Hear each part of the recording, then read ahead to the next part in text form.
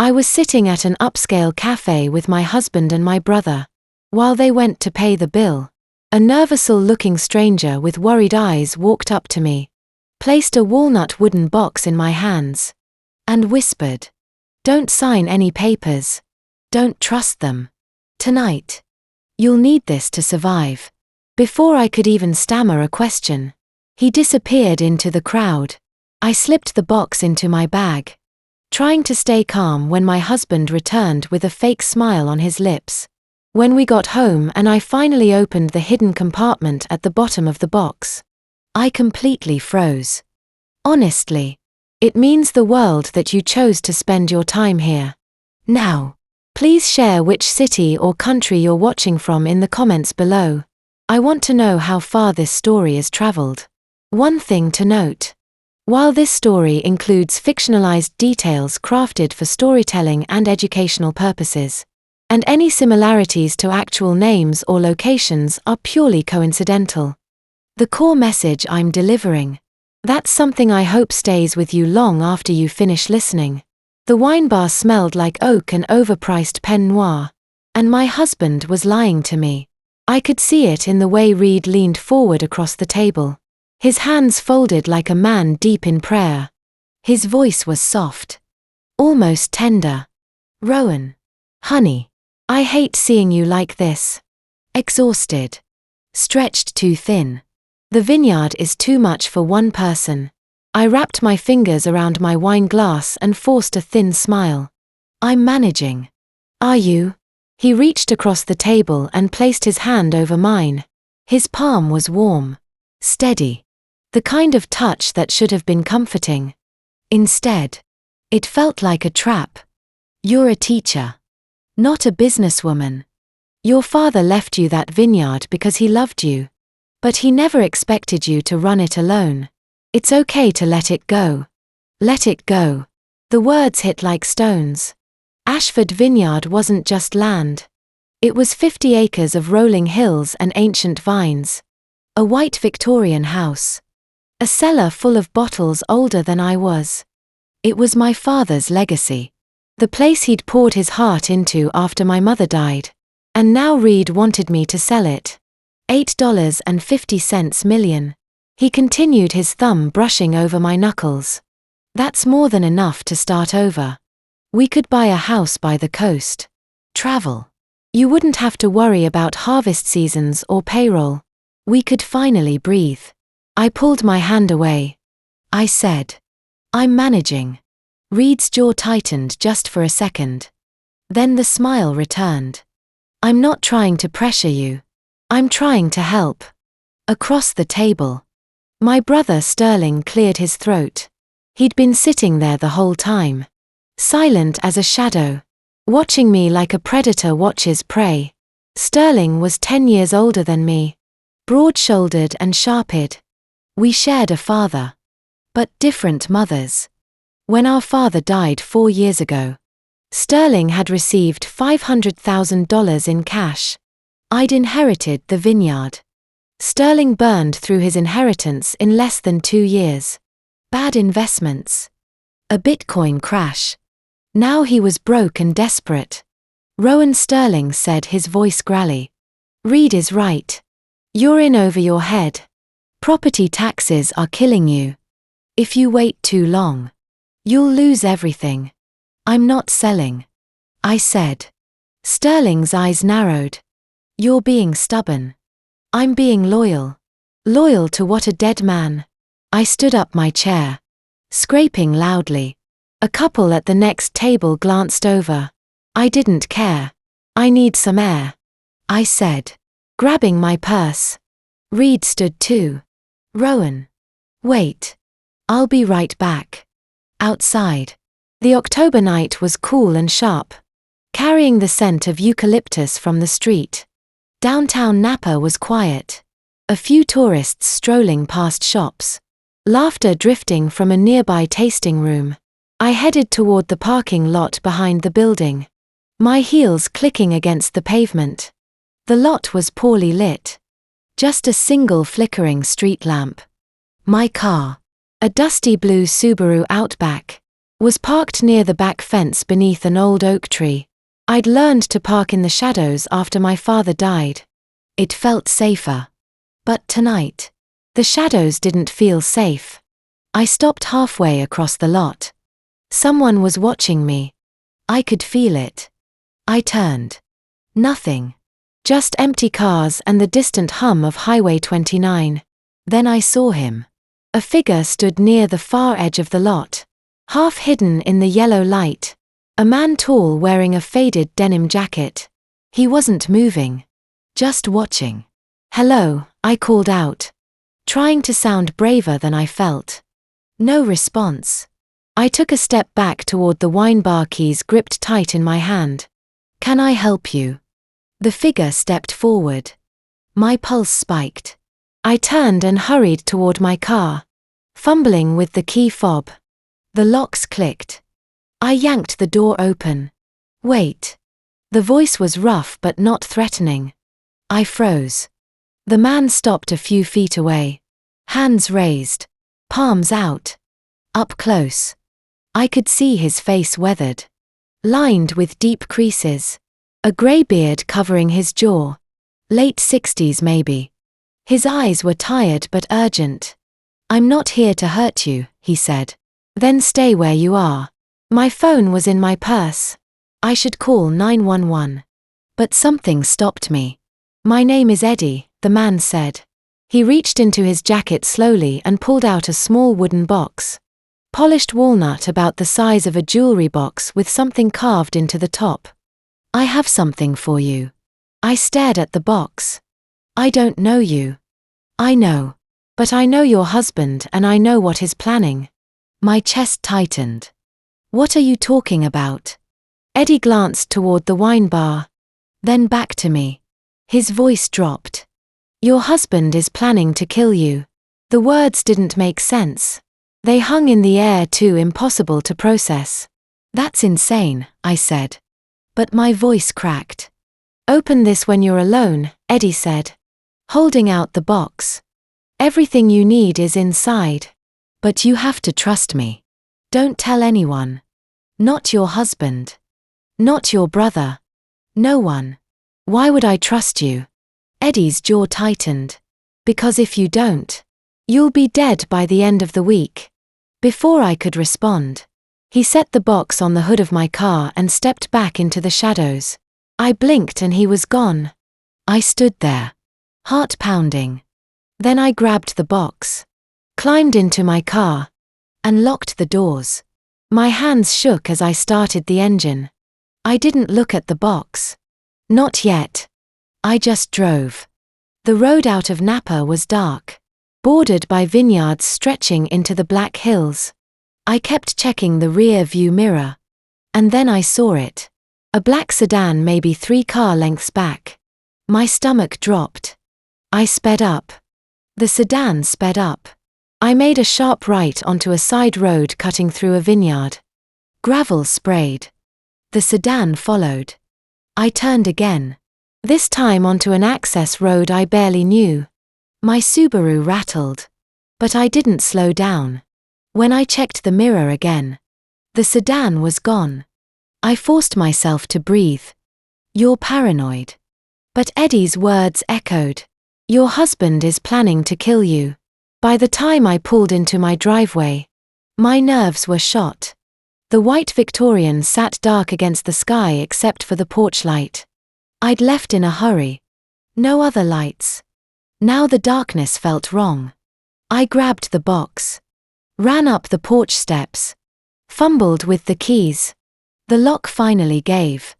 I slipped inside, slammed the door through the deadbolt. For a moment, I just stood there back against the door chest, heaving. Then I turned on every light in the house. The kitchen was the brightest room in the house. And I still didn't feel safe. Every light blazed overhead fixture, pendant lamps, even the small bulb above the stove. The room glowed like midday. But the shadows in my mind were darker than ever. I sat at the kitchen table, the wooden box in front of me, my hands flat on either side of it, like I was trying to keep it from flying away. Or maybe I was trying to keep myself from running.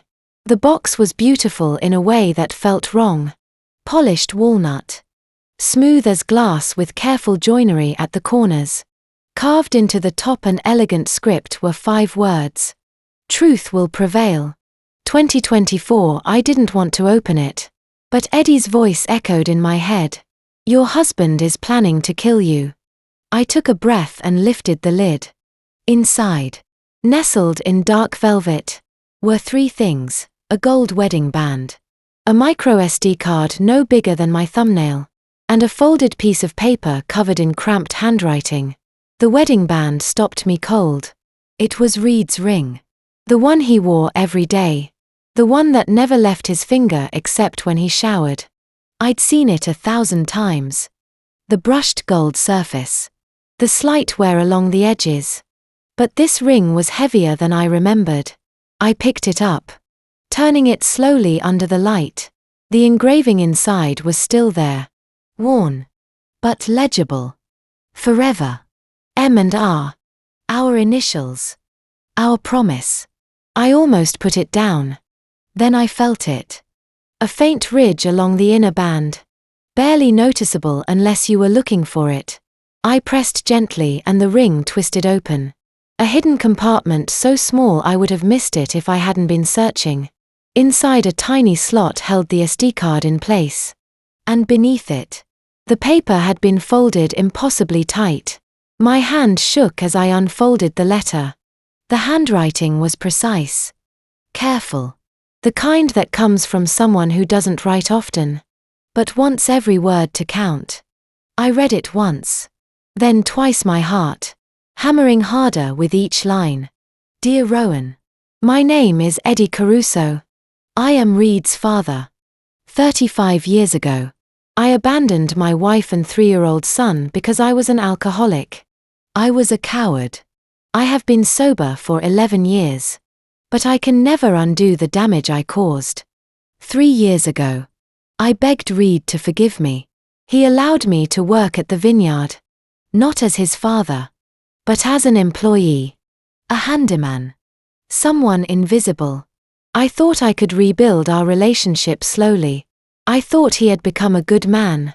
Then on September 23 Road, 2022, I witnessed something I can never unsee. I was repairing the irrigation system late at night when I heard screaming from the wine cellar. I went down and hid behind the barrels. I saw Reed and Sterling chasing a young man. Daniel Reyes. One of your vineyard workers. Daniel begged for his life. He said, "Please. I have a wife and a baby daughter." Reed struck him twice with a crowbar. I recorded everything on my phone. I wanted to call the police immediately. But I was terrified. Reed is my son. If I reported him, he would spend the rest of his life in prison. I told myself. Maybe Soloff forced him. Maybe I could gather more evidence and help Reed cooperate with the FBI to reduce his sentence. For 2 years, I collected evidence. Audio recordings. Photos. Videos. Hoping to find proof that Reed was a victim. Not a willing participant. But 3 months ago, I overheard a phone call between Reed and Soloff. Reed said, "I'll kill Rowan myself. Make it look like a car accident. Then I'll inherit everything. 8.5 million from the vineyard. 3 million from her life insurance. Enough to pay Soloff and start over with Marlowe." He wasn't being coerced. He was a willing murderer.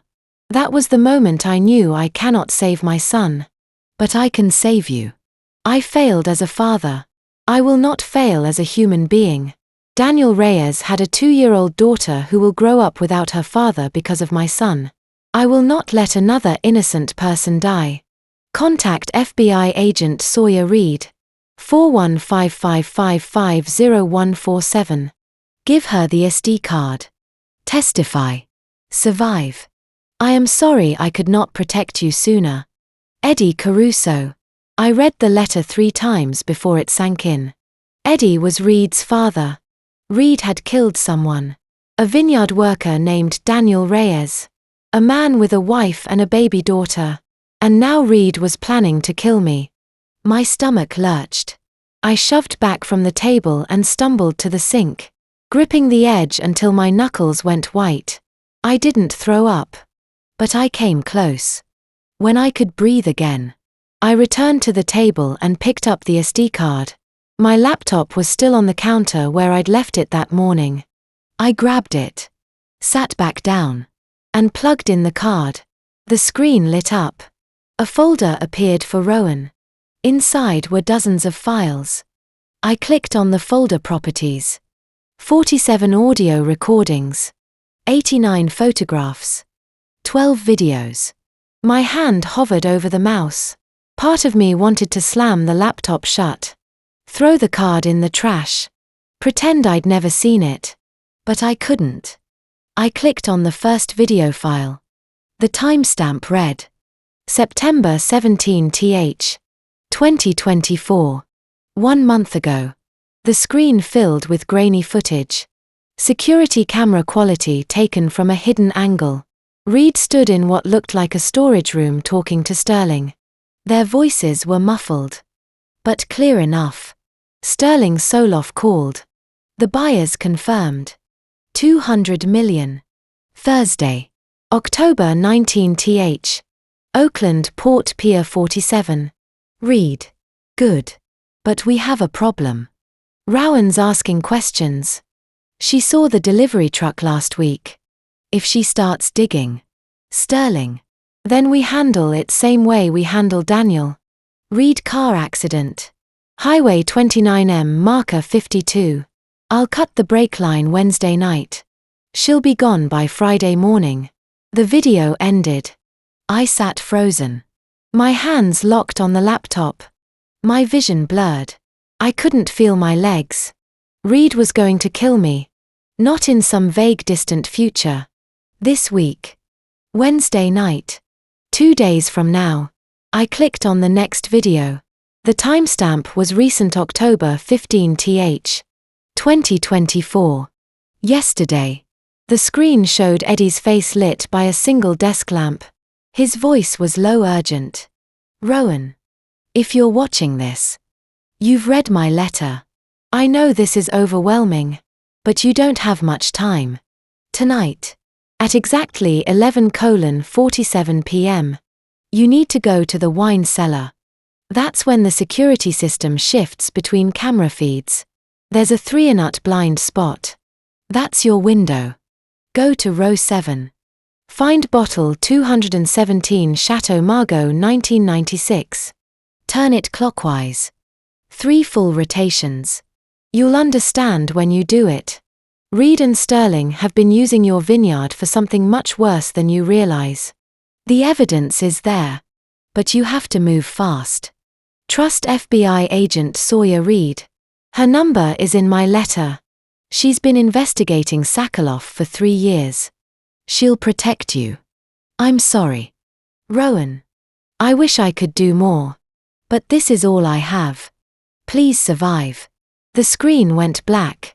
I looked at the clock on the laptop. 11:32 p.m. 15 minutes. My heart slammed against my ribs. I didn't have time to think. To plan. To call anyone. If Eddie was right. If there was evidence in the wine cellar. If the security cameras had a blind spot. I had to go now. I grabbed my phone. Shoved it in my pocket. And ran for the cellar door. 11:47 p.m. I had 3 minutes to find row 7 before the cameras switched back on. The wine cellar was colder than I remembered. And the air smelled like damp stone in time. I descended the steep stone staircase. My hand gripping the iron railing. My phone's flashlight cutting through the darkness. The bulb overhead was dim. Barely enough to cast shadows across the rows of wine racks stretching from floor to ceiling. My father had loved this cellar. He'd spent hours down here cataloguing bottles. Organizing vintages. Talking about tannins and terroir like they were the most important things in the world. Now standing in the place he'd built, I felt like I was trespassing in a tomb. I forced myself to focus. Row 7. Bottle 217. The cellar was larger than most people expected. 30 feet long. Lined with wooden racks holding hundreds of bottles. I moved quickly. Scanning the labels. Row 1. Row 2. My breath came fast. Fogging in the cold air. Row 3. Row 4. 11:48. My heart slammed against my ribs. 2 minutes left. Row 5. Row 6. And then row 7. I stopped my flashlight.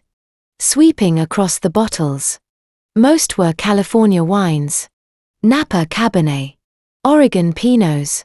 A few imports from France. I scanned the labels counting. Bottle 2015. 210. Where was 217 11:49? 1 minute. My hands shook as I kept searching. 213,215,216 Their bottle 217 Chateau Margaux 1996. The label was faded. The edges curling with age. Dust clung to the glass like a second skin. I reached for it. My fingers brushing over the cool surface. Eddie's instructions echoed in my head. Turn it clockwise. 3 full rotations. I wrapped my hand around the neck of the bottle and twisted once. The bottle resisted slightly, then gave way with a soft grinding sound. Not the sound of glass on wood, but something deeper. Mechanical. Twice. The grinding grew louder, accompanied by a faint clicking, like gears turning somewhere inside the wall. 3 times. A loud clunk echoed through the cellar, and I jumped back, my heart in my throat. For a moment, nothing happened. Then slowly a section of the stone wall behind row 7 began to move. I stared frozen as a panel seamlessly disguised to look like solid rock slid to the left with a metallic scrape. Dust and bits of mortar rained down as the hidden door revealed a narrow passageway beyond. Swallowed in darkness. Cold air rushed out, carrying the acrid smell of chemicals. My nose burned. I pulled out my phone, turned on the flashlight, and the beam cut through the blackness. The passage was narrow, maybe 3 feet wide, with rough brick walls that looked old. Really old. Prohibition era. I realized Napa Valley had been riddled with bootlegging tunnels back in the 1920s. Secret routes for smuggling liquor when selling alcohol could land you in federal prison. But why would my father or Reed hide something down here? I stepped closer to the opening. Every instinct screamed at me to turn around to go back upstairs to call someone. But Eddie's voice echoed in my head. You have 3 minutes. That's your window. I glanced at my phone. 11:50. The cameras were back on. A faint mechanical whir sounded from somewhere above the security system switching feeds. But I was already inside the tunnel past the camera's range. I took a breath and stepped forward. The tunnel was narrow and low. I had to stoop as I moved, one hand trailing along the damp brick wall for balance. The air was thick, hard to breathe, like being buried alive. My phone's flashlight barely cut through the darkness, illuminating only a few feet ahead. The smell grew stronger the deeper I went. Sharp chemical burning the back of my throat. Ink. Solvents. Something else I couldn't name. I walked maybe 50 feet before the tunnel opened up into a larger space. I stopped at the threshold, sweeping the flashlight across the room, and froze. The chamber was huge, maybe 30 by 40 feet, with a vaulted ceiling supported by thick wooden beams. It looked like it had been carved out of the hillside itself. The walls a mix of exposed rock and crumbling mortar. But it wasn't the architecture that made my breath catch. It was what filled the room. An offset printing press dominated the center of the space. Massive and industrial, its steel frame gleaming dully in the beam of my flashlight.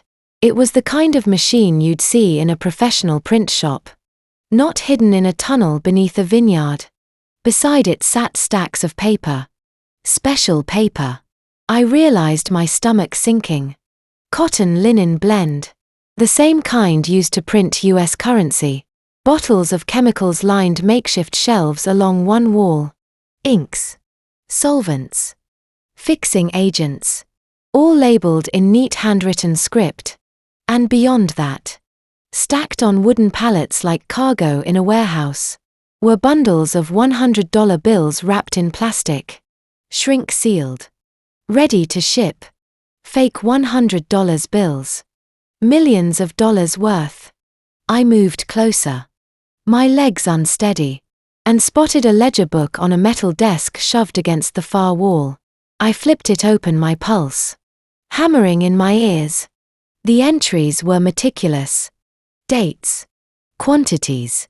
Coordinates. The handwriting was small and precise.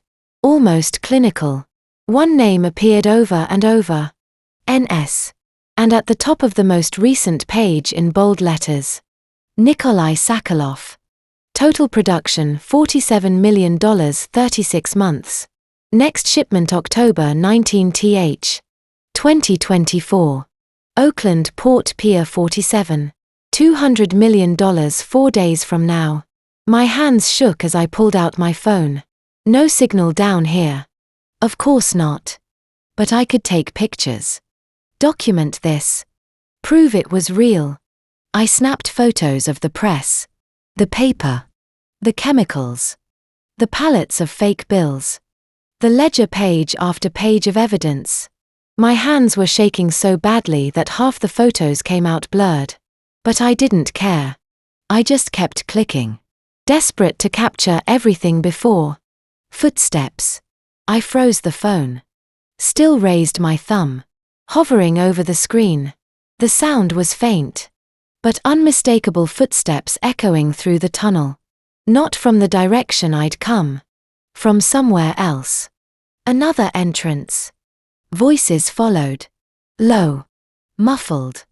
Getting closer. Panic surged through me. I pocketed the phone and spun around the flashlight beam. Jerking wildly across the walls. There had to be somewhere to hide. A corner. A crate. Anything. Then I heard it. A voice I knew too well. Reed. Told you she's been asking questions. If she finds this place. Another voice. Sterling. Relax. She's probably asleep by now. You're paranoid.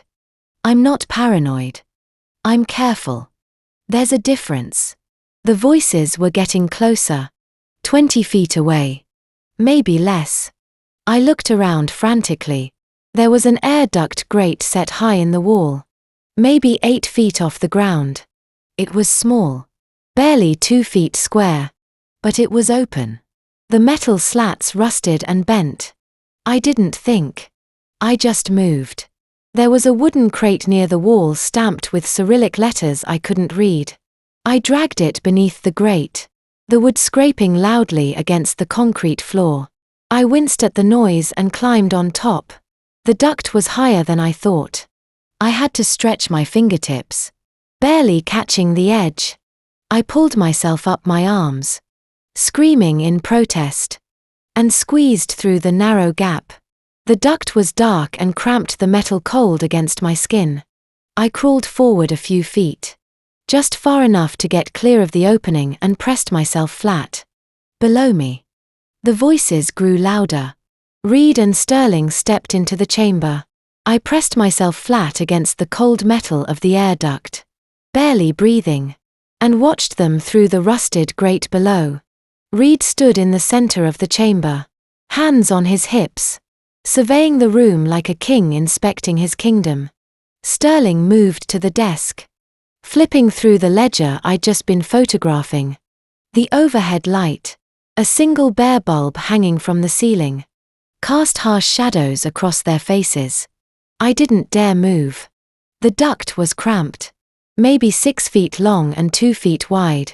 The metal cold against my skin. Dust clung to everything. My phone was still in my pocket. The photos I'd taken burning like evidence against my thigh. If they looked up. If they saw the displaced crate beneath the crate. But they didn't look up. Everything's on schedule. Sterling said. Closing the ledger. His voice echoed in the stone chamber. So called an hour ago. The buyers confirmed. 200 million Thursday night Oakland port. Reed nodded, running a hand through his hair. Good. We're cutting it close. But we'll make it. What about the transport? Sterling asked. Victor's coordinating. Yeah. He's got the truck lined up. Container leaves the port at midnight Friday. By the time anyone notices, it'll be halfway to St. Petersburg. My chest tightened.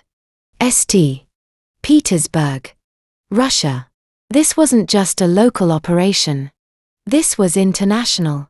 Sterling leaned against the desk, crossing his arms. And Rowan. The sound of my name made my heart stop. Reed's jaw tightened. She's becoming a problem. I told you she'd refuse to sell. I know. Reed's voice turned sharp. Frustrated. But I thought I could convince her. I thought if I played the concerned husband long enough, she'd give in. But she's stubborn. Just like her father. Sterling snorted. Michael was a pain in the ass. Too. At least he had the decency to die before he found this place. I bit down on my fist to keep from making a sound. My father. They were talking about my father like he was an inconvenience. Rowan's not going to sell, Reed said. Pacing now. His boots echoing on the concrete.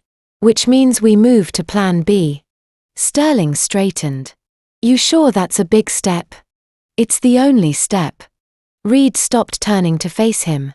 We can't afford to wait. If she starts digging. If she talks to the wrong people. This whole thing falls apart. So won't hesitate to kill us both. You know that. Sterling was quiet for a moment. Then he said, What do you want to do? Reed didn't answer right away. He walked to one of the pallets, running his hand over the shrink-wrapped bundles of fake bills. Same thing we did with Daniel Reyes. My blood went cold. Sterling shifted uncomfortably. Reed. Remember? Reed's voice was calm now, almost conversational. September 2022. Daniel was working late, restocking the wine cellar. He saw something. He shouldn't have someone going down here. He followed. Found the press. I remember. Sterling said quietly. We had no choice. Reed turned to face him. He was going to call the police. So I hit him twice. With the crowbar. We used to pry open the crates. He mimed the motion, swinging an invisible weapon. First hit. He went down. Second hit. He stopped moving. I pressed my hand harder against my mouth. I could taste blood where I'd bitten my lip. Detective Hayes buried it as a workplace accident. Reed continued. Ruled it a fall from a ladder. No autopsy. No investigation. Case closed in 48 hours. So paid Hayes $87,000 to make sure it stayed that way. Sterling rubbed the back of his neck. And you want to do the same with Rowan? Not the same. Different method. Reed pulled out his phone. Scrolling through something. Tomorrow night. 8:00 p.m. I'll tell her I need to talk, that I want to apologize for pressuring her. I'll suggest we go for a drive. Just the two of us. No distractions. We'll take Highway 29 North mile marker 52. There's a sharp curve there. Steep drop on the right side. Brake failure. Sterling guessed. Exactly. I'll cut the brake line before we leave. By the time we hit that curve, she won't be able to stop. Car goes over the embankment, rolls down the hill. She'll be dead by the time anyone finds her. And I'll be the grieving husband who barely survived. Sterling stared at him. You've really thought this through. I've had 2 years to think about it. Reed pocketed his phone. Ever since Daniel. I knew eventually Rowan would become a problem. I just didn't think it would be this soon. And after she's gone, I inherit everything. The vineyard. The house. The life insurance. $3 million. I sell the property to Suloff Shell Company. Pocket another $2 million as a kickback. And disappear. Costa Rica maybe. Or Thailand. Somewhere without extradition. Sterling hesitated. What about Marlo? A slow smile spread across Reed's face. Marlo comes with me. She's already filed for divorce from Warren. By the time Rowan's funeral is over, we'll be gone. My vision blurred. I couldn't breathe. The duct felt like it was shrinking, pressing in on me from all sides. Reed checked his watch. Come on. We need to get back upstairs before anyone notices we're gone. Sterling nodded. They moved toward the far end of the chamber where I now saw a second tunnel entrance. One I hadn't noticed before. Reed flipped off the overhead light, plunging the room into darkness. The sound of a metal door clanging shut echoed through the chamber. Then silence. I stayed frozen in the duct. My heart hammering so loud I was sure it would give me away. I counted to 60. Then another 60. My legs were cramping. My arms numb from holding myself still. But I didn't dare move. Finally, when I was sure they were gone, I crawled backward through the duct and dropped down onto the crate. My legs nearly gave out. I grabbed the edge of the crate to steady myself. Then climbed down my hands. Shaking so badly I almost fell. The chamber was pitch black. I pulled out my phone, turned on the flashlight, and ran. The tunnel felt longer on the way back. The walls pressing in the darkness. Absolute. I stumbled twice, catching myself against the damp brick. My breath coming in short. Panicked gasps. When I finally reached the wine cellar, I shoved the hidden door closed behind me. The grinding gears echoed through the cellar as the stone panel slid back into place. I didn't stop. I bolted up the stairs. Through the kitchen. Up the second flight of stairs to my bedroom. I slammed the door. Locked it. And collapsed onto the floor. My back against the wall. My phone was still in my hand. The screen glowing in the dark room. Reed was going to kill me. Tomorrow night. 8:00 p.m. I had less than 24 hours. I pulled up the contacts list on my phone. My hands shaking so badly. I could barely scroll. Eddie's letter had said to call FBI agent Sawyer Reed. The number was burned into my memory. 415555147. I stared at the screen. My thumb hovering over the call button. If I called now at 1 o'clock in the morning, would she even answer? Would she believe me? Or would she think I was some paranoid woman having a breakdown? But what choice did I have? Reed had killed Daniel Reyes. He was planning to kill me. And if I didn't do something, if I didn't call for help, I'd be dead by Friday morning. I took a breath and pressed call. The phone rang once. Twice. My hand shook so badly I almost dropped it. I sat on the floor of my bedroom. My back pressed against the locked door. The only light coming from the glowing screen in my palm. The house was silent except for the faint creak of old wood settling and the pounding of my heart. Pick up. Please pick up. 3 rings. What if she didn't answer? What if Eddie had given me the wrong number? What if? Click. This is Agent Reed FB. I organized crime unit. The voice was calm, steady, professional. A woman's voice with the kind of authority that made you believe she'd heard every desperate call, every panicked confession, and knew exactly what to do. I opened my mouth, but no sound came out. My throat was too tight. Hello. Agent Reed said. Is someone there? I forced myself to speak. My name is Rowan Clark. The words came out shaky. Broken. Eddie Caruso told me to call you. My husband is planning to kill me. There was a brief pause. Then, Mrs. Clark. I've been waiting for you to call. The relief that washed over me was so sudden, so overwhelming that I almost started crying. She knew. She believed me. I wasn't alone. Eddie contacted us 3 weeks ago. Agent Reed continued her tone, shifting to something gentler, but no less serious. He provided preliminary evidence about your husband's activities. We've been monitoring Reed Clark and his associates since then. But we need more.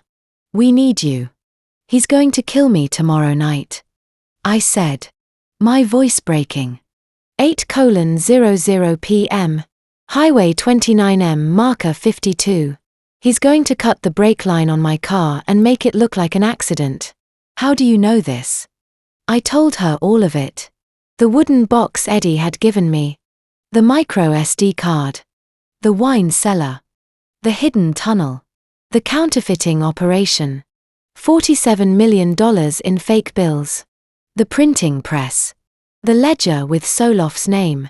And then tonight, hiding in the air duct while Reed and Sterling stood below me and planned my murder. Agent Reed didn't interrupt. She listened and I could hear her typing fast. Efficient keystrokes that told me she was documenting every word. When I finished, there was a long silence. Mrs. Clark. Agent Reed said. Finally. You've just provided us with critical evidence. The SD card Eddie gave you. Do you still have it? Yes. It's in my laptop. And I took photos tonight of the printing press. The fake money. The ledger. Good. Don't delete anything. Don't touch the SD card. We'll collect it when you come in. Come in. I repeated. Tomorrow morning. 9:00 a.m. FBI Field Office. San Francisco Golden Gate Avenue. I'll text you the address. Bring the SD card. Your phone. And anything else Eddie gave you. I nodded even though she couldn't see me. Okay. Mrs. Clark. Rowan listened to me carefully. Her voice hardened and I could hear the urgency beneath the calm. Do not tell anyone about this call. Not Reed. Not your brother. Not your sister. No one. If Reed suspects. You know. He will move up the timeline. He'll kill you tonight instead of tomorrow. My stomach twisted. What do I do? Act normal. Go to bed. Wake up at your usual time. If Reed talks to you, be polite but distant the way you've been acting since he pressured you to sell the vineyard.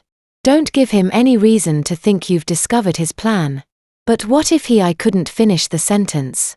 We'll have agents monitoring your house starting at 6 a.m. Reed said there'll be in unmarked vehicles dressed as utility workers. You won't see them. But they'll be close. If anything happens. If Reed tries anything before you leave for San Francisco. They'll intervene. I wanted to believe her. I wanted to feel safe. But all I could think about was Reed standing in that underground chamber talking about cutting my brake line like he was ordering coffee. What happens after I come to the field office? I asked. We'll debrief you. Review the evidence. And then we'll execute arrest warrants for Reed, Sterling and everyone else involved in this operation. But we need your testimony on record first. Without that, the defense can argue the evidence was planted or fabricated. You're the key witness. Rowan. You're the one who can make this case stick. The weight of it settled over me like a blanket made of lead. Key witness. My testimony would send my husband to prison for life. My husband. Who had killed a man named Daniel Reyes. Who was planning to kill me. I'll be there. I said. Good. I'll see you at 9:00. Agent Reed paused. Rowan. I know this is terrifying. But you did the right thing by calling. You're going to survive this. I promise. I wanted to believe her. I really did. Thank you. I whispered. Get some rest if you can. We'll talk tomorrow. The line went dead. I sat there for a long time. The phone still pressed to my ear. The screen dark. Then I set it down on the floor beside me and pulled my knees to my chest. Agent Reed had said to act normal. To go to bed. But how was I supposed to sleep knowing Reed was somewhere in this house? Maybe downstairs. Maybe already in bed. Planning my murder? I forced myself to stand. My legs were shaky. My whole body trembling with exhaustion and adrenaline. I climbed into bed fully clothed, pulling the blanket up to my chin. Even though I wasn't cold, the room was dark, except for the faint glow of the digital clock on the nightstand. 1:47 a.m. I stared at the ceiling, listening. Every sound became a threat. The house settling. The wind rattling the windows. The creak of a floorboard somewhere downstairs. Was that Reed? Was he awake? Did he know I'd been down in the cellar? Did he know I'd called the FBI? I squeezed my eyes shut and forced myself to breathe. 6 a.m. Agent Reed had said agents would be here at 6:00 a.m. That was 4 hours away. I just had to survive 4 more hours. I must have drifted off at some point because the next thing I knew, I was jerking awake. My heart slamming against my ribs. The clock read 3:02 a.m. Something had woken me. A sound close. I lay perfectly still, listening. Then I heard it again. An engine idling right outside my window. I slid out of bed as quietly as I could and crept to the window, careful not to make the floorboards creak. I lifted the edge of the curtain just enough to peek through. A car sat at the curb maybe 30 feet from the house. Black sedan. No headlights. Just the faint red glow of tail lights in the darkness. Someone was inside. I could see the silhouette of a driver. The faint ember of a cigarette glowing in the dark watching. My breath caught. Was it Reed? Had he followed me somehow? Or was it one of Solof's people making sure I didn't run? The car sat there for what felt like forever. 30 seconds. A minute. My hand gripped the curtain so tightly my fingers went numb. Then the headlights flicked on. The car shifted into reverse, backed slowly down the street, and disappeared into the night. I let the curtain fall and stumbled back to the bed, my legs barely holding me up. Someone was watching the house, and I had no idea who. I didn't sleep after the car disappeared. By 7:00 a.m. I was dressed and ready to leave, my hands still shaking as I grabbed the SD card and my phone. I told myself I was just being paranoid. The car could have been anyone. A neighbor. A lost driver. Someone turning around in the cul-de-sac. But deep down, I knew better. Someone had been watching. I left through the back door, avoiding the front of the house where Reed might see me from the bedroom window.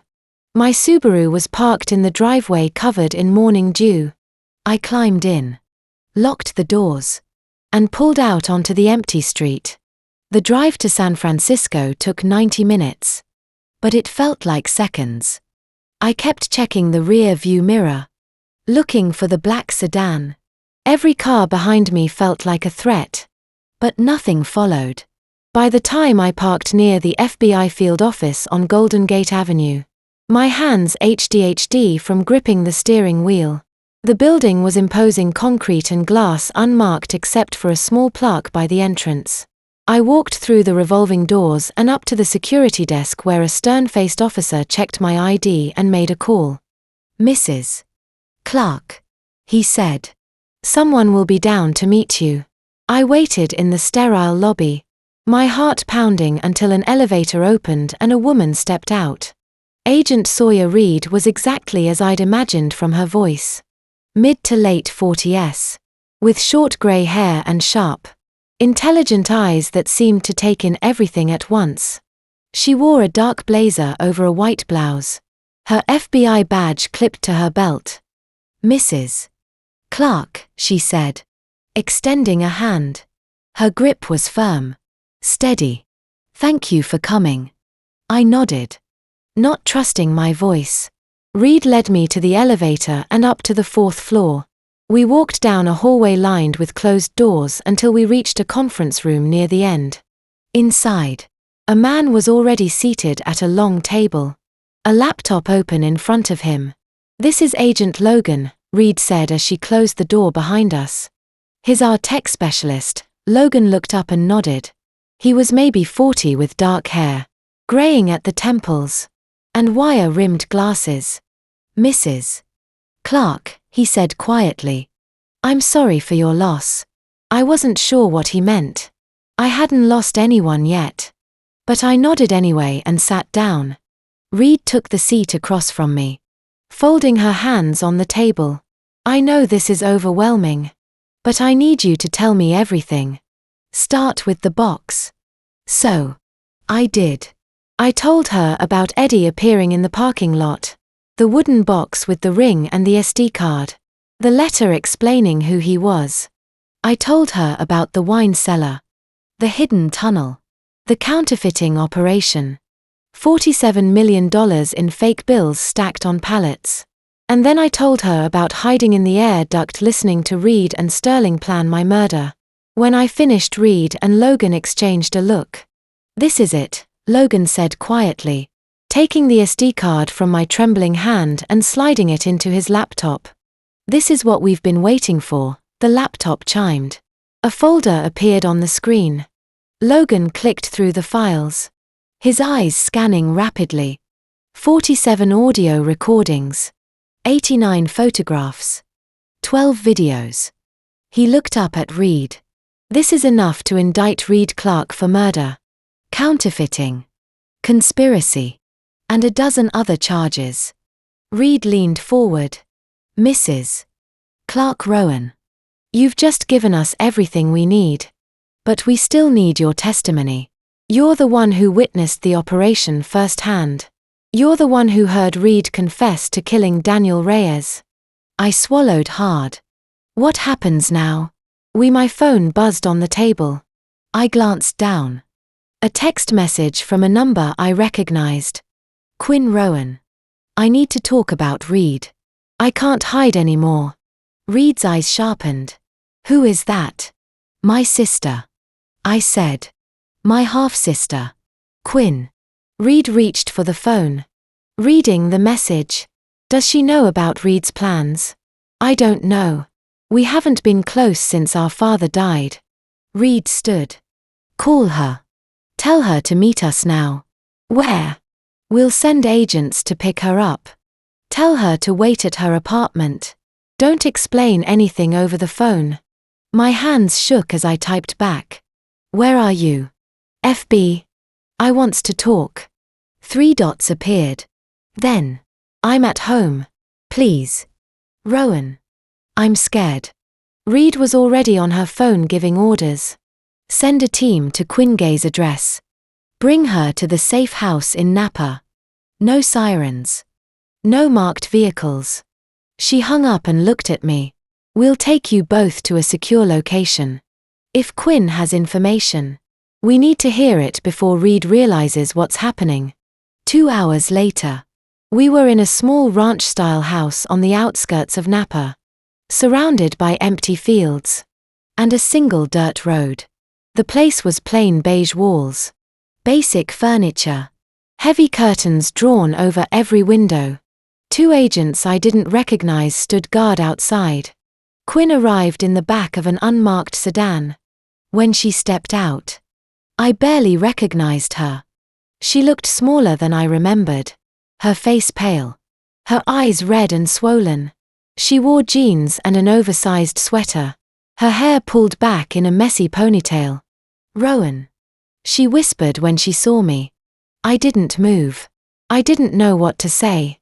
Reed gestured to the table. "Miss Gray, have a seat." Quinn sat down across from me, her hands folded in her lap, trembling. For a long moment, no one spoke.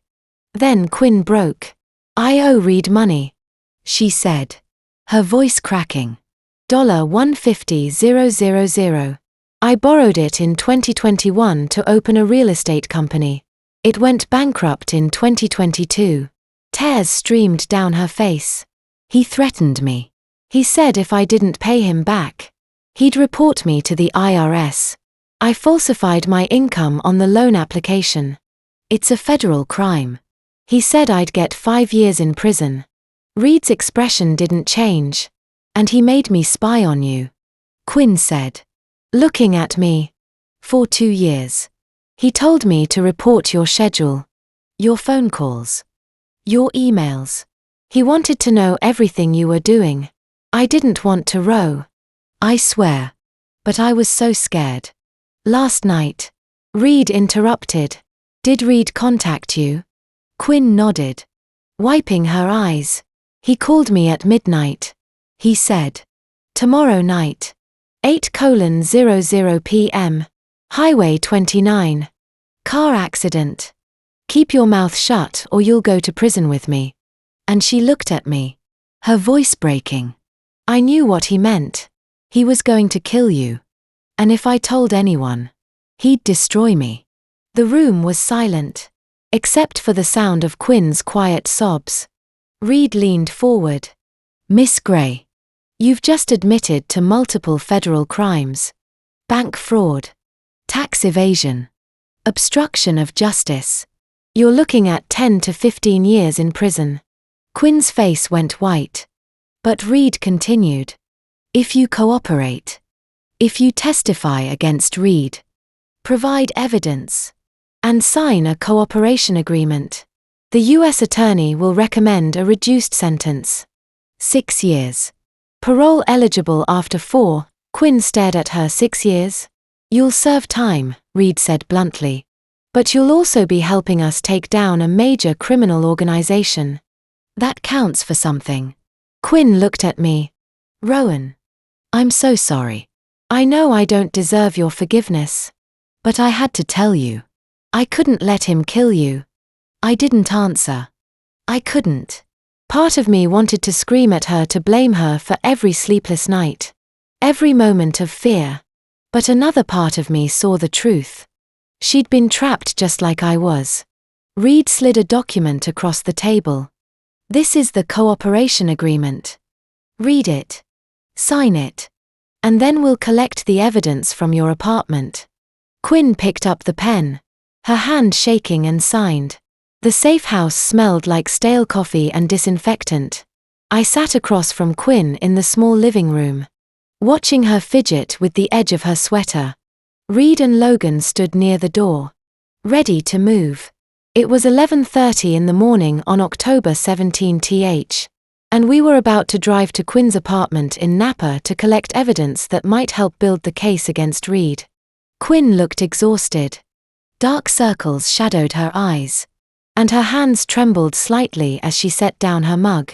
I'd spent the last 12 hours trying to process everything: Reed planning to kill me, Eddie's confession, the counterfeit operation in my wine cellar, and now this. My half-sister, caught in Reed's web of threats and blackmail. You ready? Reed asked Quinn gently. She nodded, standing slowly. Yeah. Let's get this over with. We took 2 cars. Reed drove Quinn and me in an unmarked sedan while Logan followed in his own vehicle. The drive to Quinn's apartment took 20 minutes. She lived in a modest 2-bedroom unit on the edge of Napa's downtown in a building that had seen better days. The paint on the exterior was peeling, and the parking lot had cracks running through the asphalt like veins. Quinn unlocked the door and stepped inside first. The apartment was neat, but sparse IKEA furniture. A few framed photos on the wall. A laptop on the kitchen counter. It felt lonely. Like a place someone stayed but didn't really live. The filing cabinet is in my bedroom, Quinn said quietly, leading us down a short hallway. Her bedroom was small, with a double bed pushed against one wall and a metal filing cabinet next to a closet. She knelt beside it and pulled open the second drawer, her fingers shaking as she sorted through manila folders. Here, she said, handing a thick folder to Reed. This is everything. Reed opened it carefully, pulling out documents one by one and laying them on the bed. Logan set up a portable scanner on the dresser and started photographing each page with his phone as backup.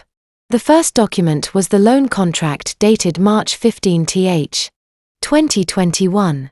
Quinn's signature at the bottom and Reed's next to it.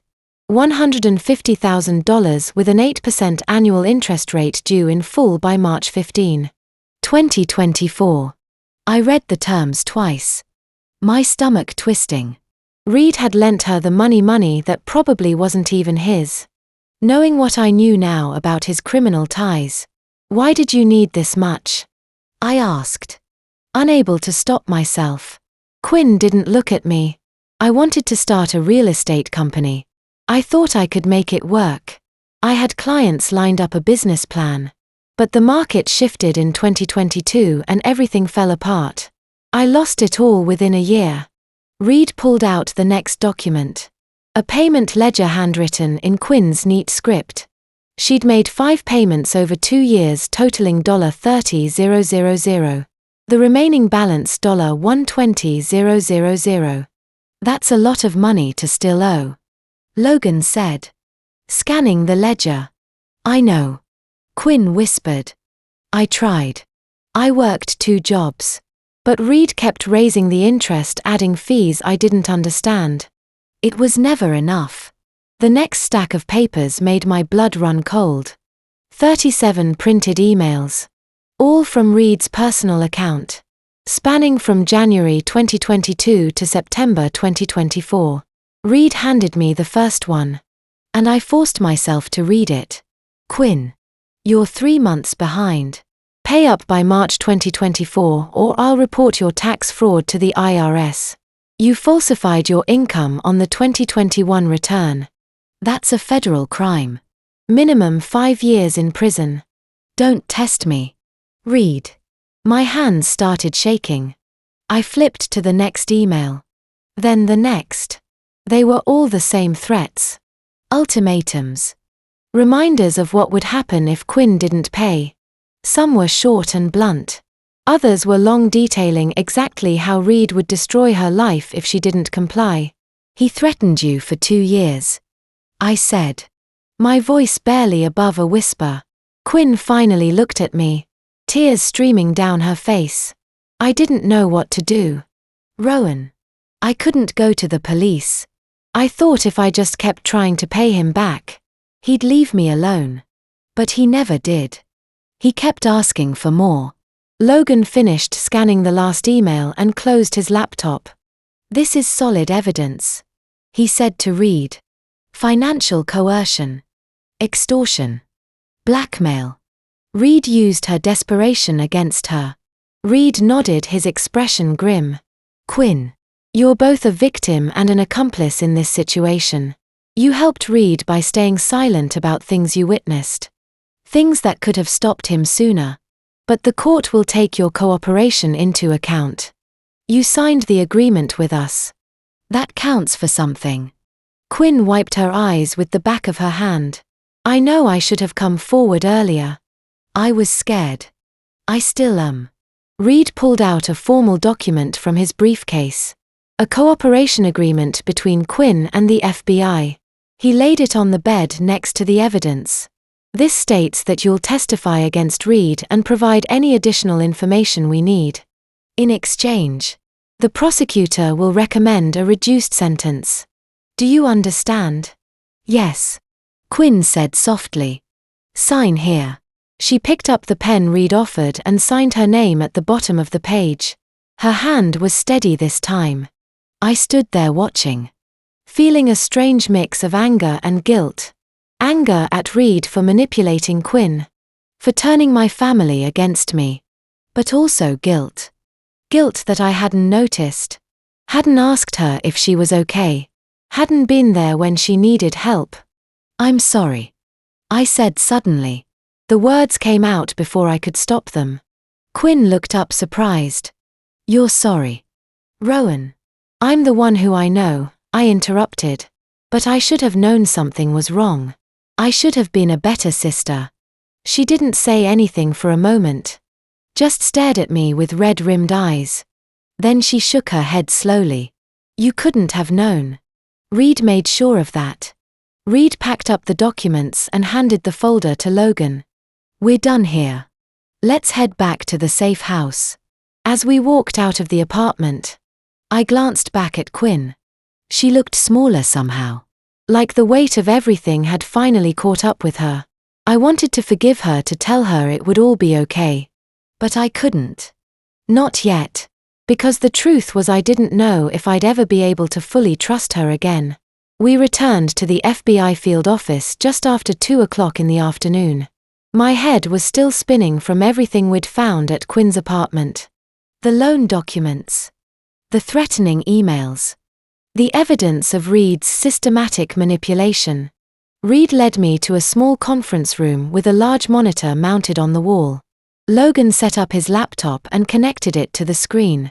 "We've got someone joining us via video call," Reed said, gesturing for me to sit.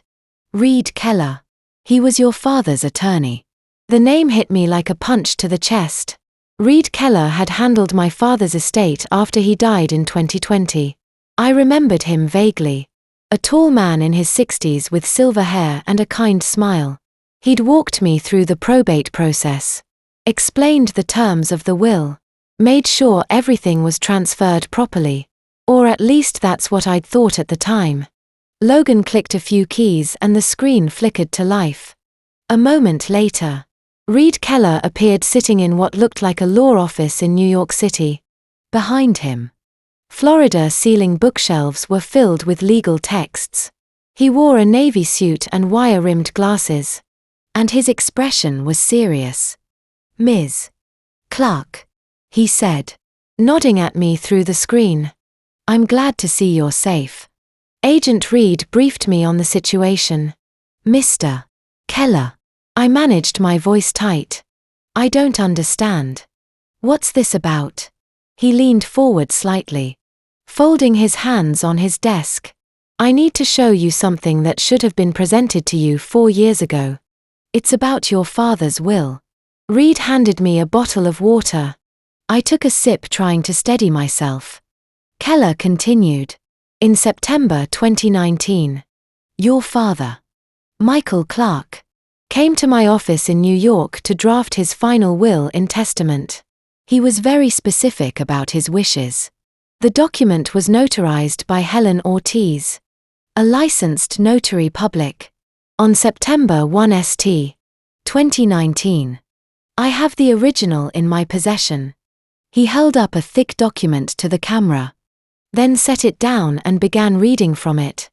The will states, "The following 60% of Ashford Vineyard, valued at approximately $5.10 million, is to be inherited by his daughter, Rowan Clark. 40% of the vineyard, valued at approximately $3.4 million, is to be donated to St. Jude Children's Research Hospital." I stared at the screen, my mind struggling to process what he was saying. "Wait. St. Jude. That's not," I stopped, my throat tightening.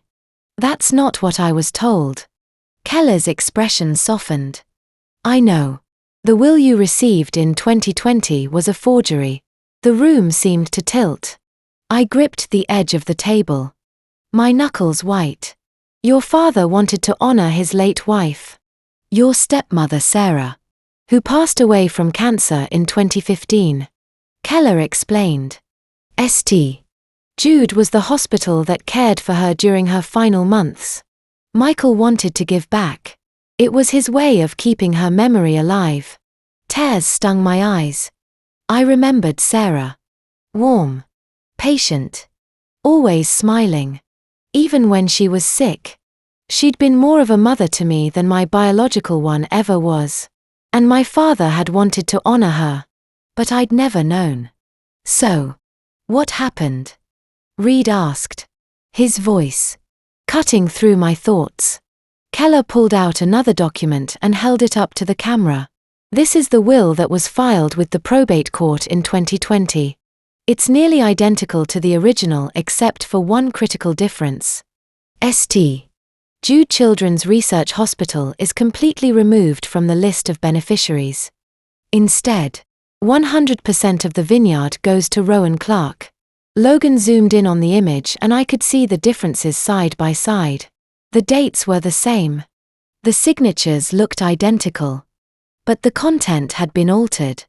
"Who did this?" I asked. My voice shaking. Marlo Hayes. Keller said grimly. She was the attorney who handled the probate process after your father's death. I was out of the country at the time. A family emergency. And she was listed as the secondary executive. I trusted her. I shouldn't have. Reed leaned back in his chair. Arms crossed. Explain why removing St. Jude mattered so much. Keller nodded. When a charitable organization like St. Jude is named as a beneficiary, they are legally required to conduct a thorough audit of the estate that includes property appraisals, financial reviews, tax assessments, and physical inspections of the assets. If St. Jude had audited Ashford Vineyard in 2020, they would have discovered the counterfeit operation in the wine cellar within 2 weeks. Guaranteed. My stomach dropped. So Marlo forged the will to protect Reed. Exactly. Keller said by removing St. Jude, Marlo ensured that you inherited 100% of the vineyard without any third-party oversight. No audit. No inspections. The counterfeit operation could continue operating undetected. Logan was typing rapidly on his laptop. Taking notes. And then what? Reed just keeps running the operation under Rowan's name. Not quite. Keller said the plan was more sophisticated than that. Reed pressured Rowan to sell the vineyard to a shell company called North Valley Agricultural Holdings. That company is owned by Nikolai Sikalov. If Rowan had agreed to the sale, she would have received $85 million. Reed would have pocketed a $2 million commission and the counterfeit operation would have continued under new ownership. Everyone wins except Rowan, who would have unknowingly sold a criminal enterprise. But I refused. I said quietly. I didn't want to sell. Keller met my eyes through the screen. And that's when Reed moved to Plan B. Kill you. Stage it as an accident. Inherit everything as your surviving spouse. And then sell to Soloff. It's cleaner. No negotiations. No questions. Reed stood and walked to the window, staring out at the city. So, the forged will wasn't just about hiding the counterfeiting. It was about making sure Rowan had full control so Reed could either manipulate her into selling or eliminate her and take it himself. Correct. Keller said. I felt sick.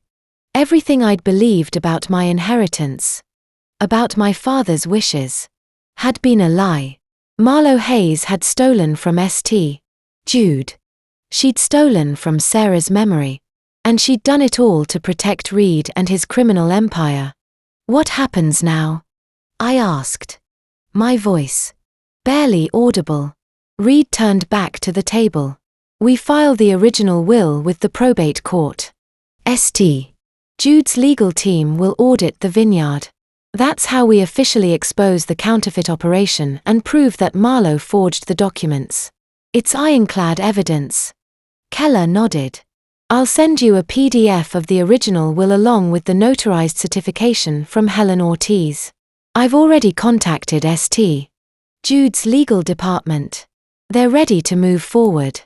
Thank you, I said, though the words felt hollow. Keller's expression softened again. Your father loved you, Rowan. He wanted to make sure you were taken care of. I'm sorry this happened. I should have been there.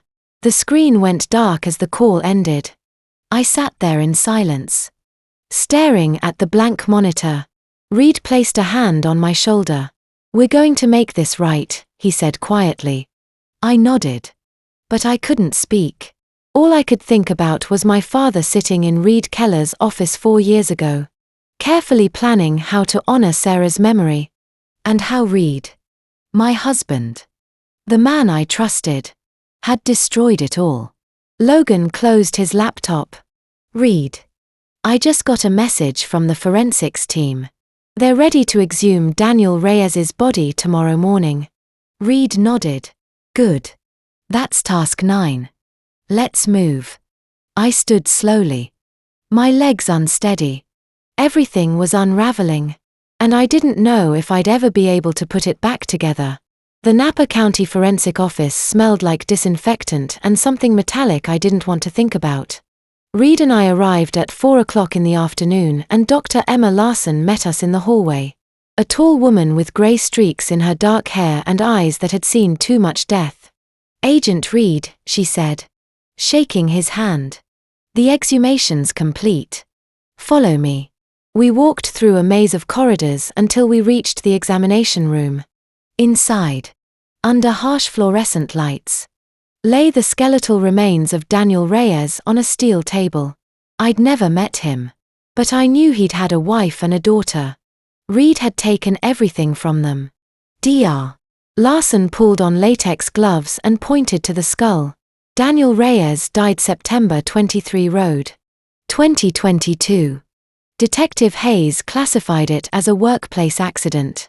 A fall from a ladder. He was wrong. She indicated 2 deep fractures on the back of the skull. These injuries were caused by a heavy blunt object. Probably a crowbar. Notice the angle both strikes came from above and behind. If Daniel had fallen from a ladder, the fractures would be on the front or side of the skull, and the pattern would be completely different. Reed leaned closer. 2 separate strikes. Yes. And there are no defensive wounds on his hands or forearms. Daniel never saw it coming. He was attacked from behind without warning.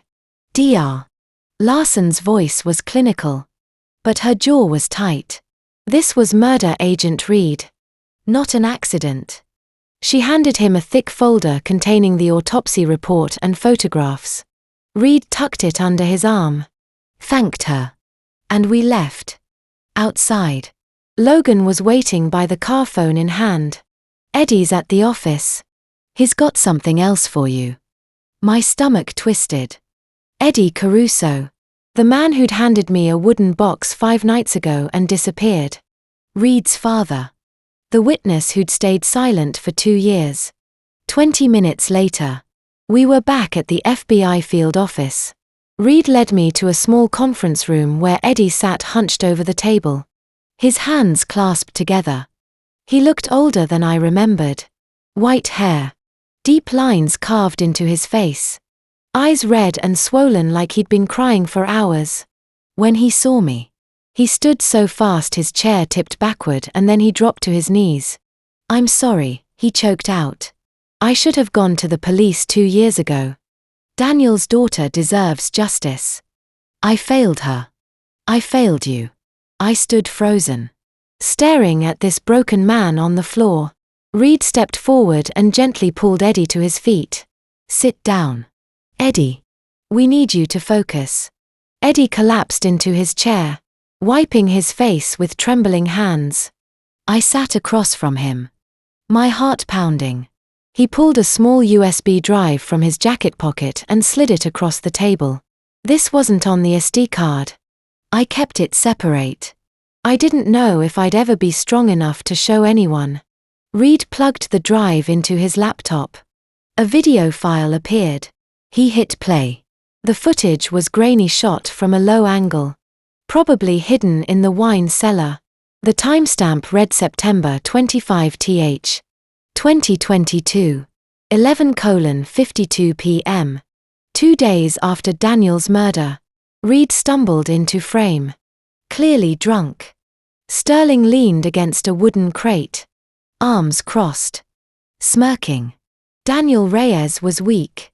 Reed slurred. He cried like a baby. "Please. My wife. My daughter." Pathetic. He laughed, a cold, hollow sound. "So told me. Kill or die. I chose to live." Sterling grinned. "What if Rowan finds out?" Reed's smile widened. "I'll do the same to her. She's worth $3 million in life insurance. Easy money." The video ended. I couldn't breathe. I'd known Reed planned to kill me. Eddie's warning. The evidence. All of it pointed to that. But hearing him say it, hearing the cruelty in his voice made it unbearably real. Reed closed the laptop and turned to Eddie. "Why didn't Soloff kill you? You were a witness. You had leverage." Eddie shook his head slowly. Reed never told Salof about me. He was ashamed he's drunk.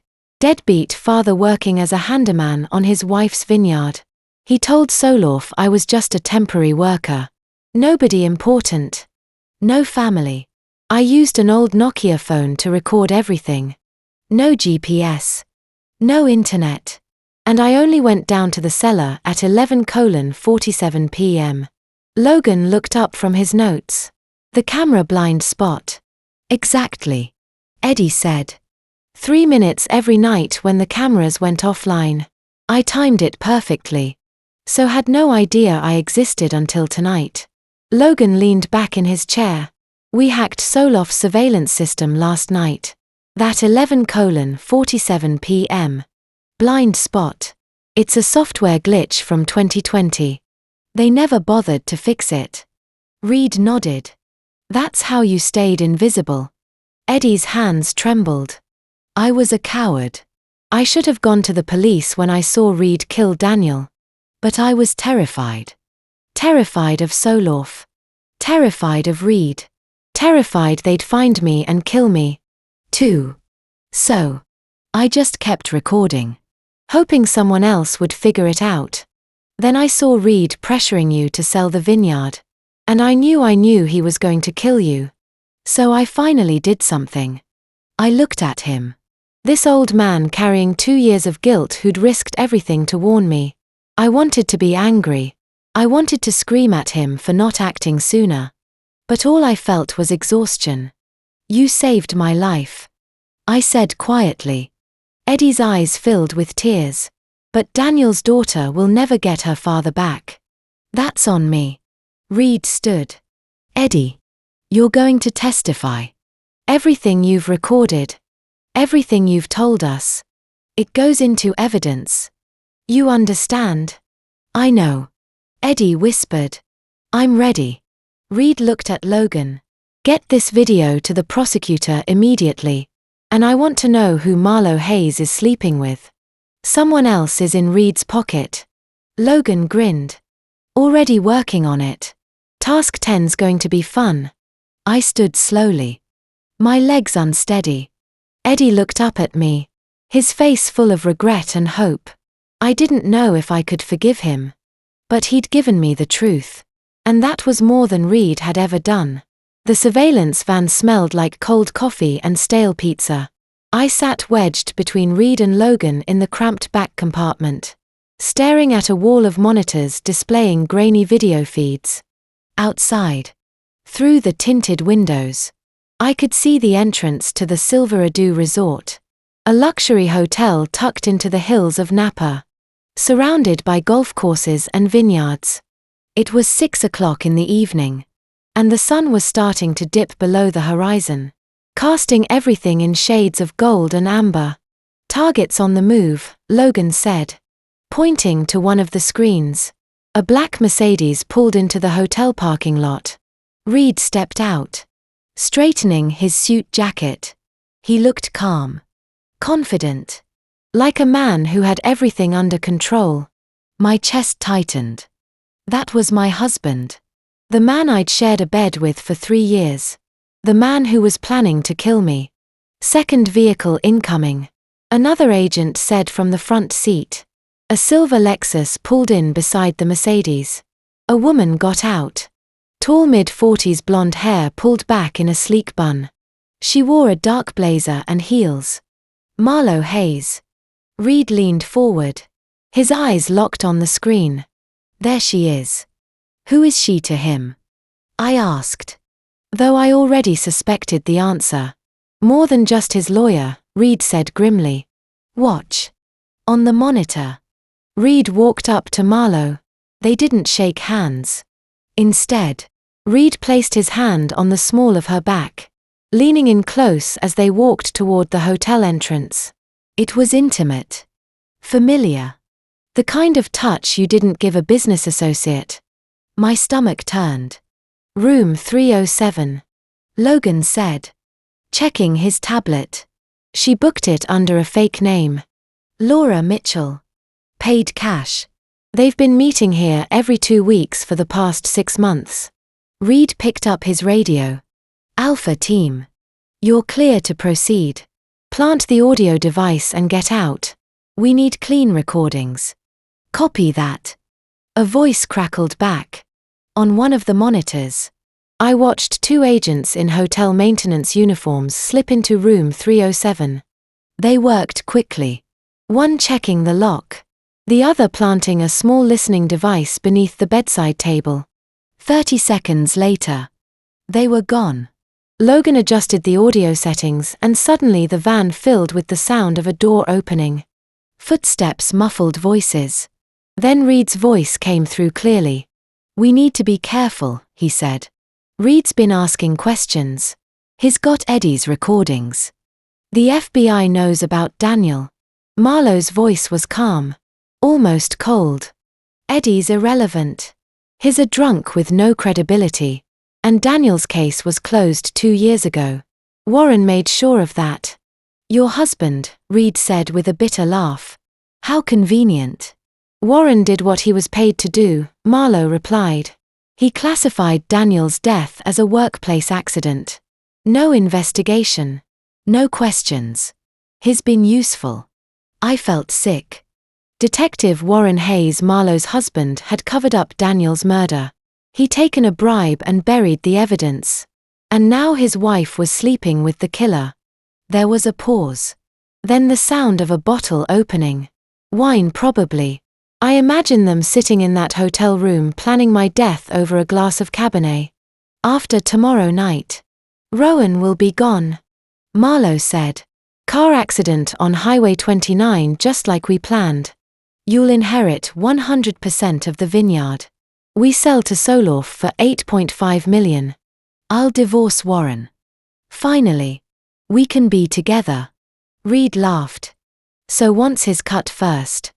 30% of the sale proceeds. After that, we disappear. Costa Rica. Like we talked about. New identities. New life. What about Sterling and Quinn? Marlowe asked. There was a long silence. Then Reed spoke, his voice dropping to something darker. Collateral damage. If they talk, I'll frame them for Daniel's murder. I've got their fingerprints on the crowbar. Sakharov's people made sure of that. I gripped the edge of the bench. My hands shaking.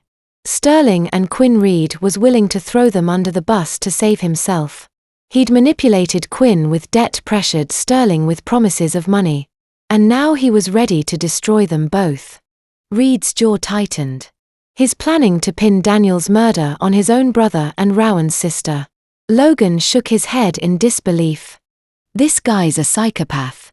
On the audio feed, I heard the sound of movement, fabric rustling a zipper.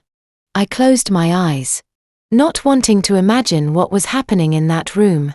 I love you. Marlowe said softly. I love you. Too. Reed replied. After tomorrow. It's just us. No more Rowan. No more Warren. No more problems. Reed turned off the audio. The van went silent except for the hum of the equipment. He looked at me. His expression unreadable. Are you okay? He asked. I didn't answer. I wasn't okay. I'd known Reed was planning to kill me. But hearing him talk about it so casually, hearing him plan a future with Marlowe while my death was just a minor inconvenience, it shattered something inside me. Marlowe's not just his lawyer. Reed said. She's a co-conspirator. She forged your father's will. She helped Reed plan the murder. And she's been covering it up with her husband's help. This is a full conspiracy. Logan pulled up a file on his tablet. Detective Warren Hayes. 32 years with Napa County Sheriff's Department. Decorated officer. Clean record until now. How much did Reed pay him? I asked, my voice hoarse. Logan scrolled through the file. We traced an offshore account. Reed transferred $87,000 to Hayes 2 days after Daniel's death. Payment for silence. Reed stood his head, almost touching the van's low ceiling. We need to bring Hayes in for questioning. If Marlowe's been manipulating the investigation through her husband, we need to know how deep this goes. Do you think Hayes knows about the affair? I asked. Reed shook his head. Probably not. Marlowe's smart. She's been playing both sides. Using Warren to cover up crimes while sleeping with Reed behind his back. When this comes out, Warren's career is over. His marriage is over. Everything. Logan closed his tablet. Task 11. We investigate Hayes. Find out how much he knows. How much he's been paid. And whether he's still taking orders from Marlowe. Reed picked up his radio again. Alpha team. Pull back. We've got what we need. Bravo team. Maintain visual surveillance on the targets. I want to know when they leave and where they go. Copy. The voices replied. I stared at the monitors, watching the hotel entrance. In a few hours, Reed and Marlowe would walk out of that room smiling, confident, believing they'd gotten away with everything. But they hadn't. Reed had the recordings. He had the evidence. And tomorrow, their entire plan would fall apart. What happens now? I asked. Reed sat back down, his eyes steady. Now we set a trap. Reed thinks he's going to kill you tomorrow night on Highway 29, but we're going to be there waiting. And when he makes his move, we'll have him. Logan grinned. This is going to be good. I nodded slowly, trying to steady my breathing. Tomorrow night, everything would end one way or another. But first, we had to deal with Detective Warren Hayes. The Financial Crimes Unit at the FBI field office was a maze of cubicles and computer monitors humming with the low buzz of servers and keyboards. It was 8 o'clock at night, and most of the staff had gone home. But Logan sat hunched over his desk, eyes glued to his screen. Reed and I stood behind him, watching as he pulled up financial records, bank statements, and transaction logs. Got him, Logan muttered, tapping the screen. Detective Warren Hayes. Let's see what you've been hiding. A spreadsheet appeared, rows of numbers and dates filling the monitor. Logan highlighted a section in yellow. Offshore account in the Cayman Islands. He said. Open March 2022. Same month Daniel Reyes was killed. The account received $87,000 from a shell company called Baltic Imports LLC. Reed leaned closer. Baltic Imports. That's one of Solof's front companies. Logan nodded. Exactly. And it's not just one payment. There are 18 separate transactions between 2022 and 2024. Small amounts, $5,000 here, $10,000 there to avoid triggering federal reporting requirements. Total $87,000. I stared at the screen, my stomach churning. Warren Hayes had been taking money from Solof for 2 years. Every deposit was a payoff, a bribe to keep him quiet, to keep him complicit. There's more, Logan said, pulling up another account. Second offshore account in Panama. Open June 2023. Balance $120,000. Source unknown. Reed crossed his arms. Unknown or hidden? Hidden. Logan said the transfers were routed through 3 different banks in 3 different countries. Whoever set this up knew what they were doing. But I traced it back. The original source. Another Sakharov shell company. Nordic Trade Solutions. Reed shook his head slowly. Hayes isn't just corrupt. He's been on Sakharov's payroll for years. Why would Hayes risk everything? I asked. He's a decorated cop. 32 years on the force. Why throw it all away for Solof? Logan pulled up another file. That's where it gets interesting. Let me show you something. A police report appeared on the screen. Arrest record. Emma Hayes. 19 years old. Arrested August 14 th. 2021 for possession of 150 grams of cocaine with intent to distribute. The mugshot showed a young woman with dark hair and frightened eyes. She looked like her father. Same sharp jawline. Same serious expression.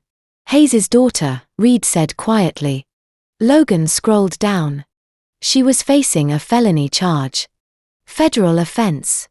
If convicted, she was looking at 5 to 10 years in prison. But then something strange happened. He pulled up another document. A case dismissal form dated September 22 ND. 2021. The cocaine disappeared from the police evidence locker. Logan said just vanished. No explanation. No internal investigation. Without the physical evidence, the prosecutor had no case. The charges were dropped. Emma Hayes walked free. No record. No conviction. Nothing. I felt a chill run down my spine. Solve made the evidence disappear. Exactly. Reed said Hayes's daughter. And in return, Hayes owed him big time.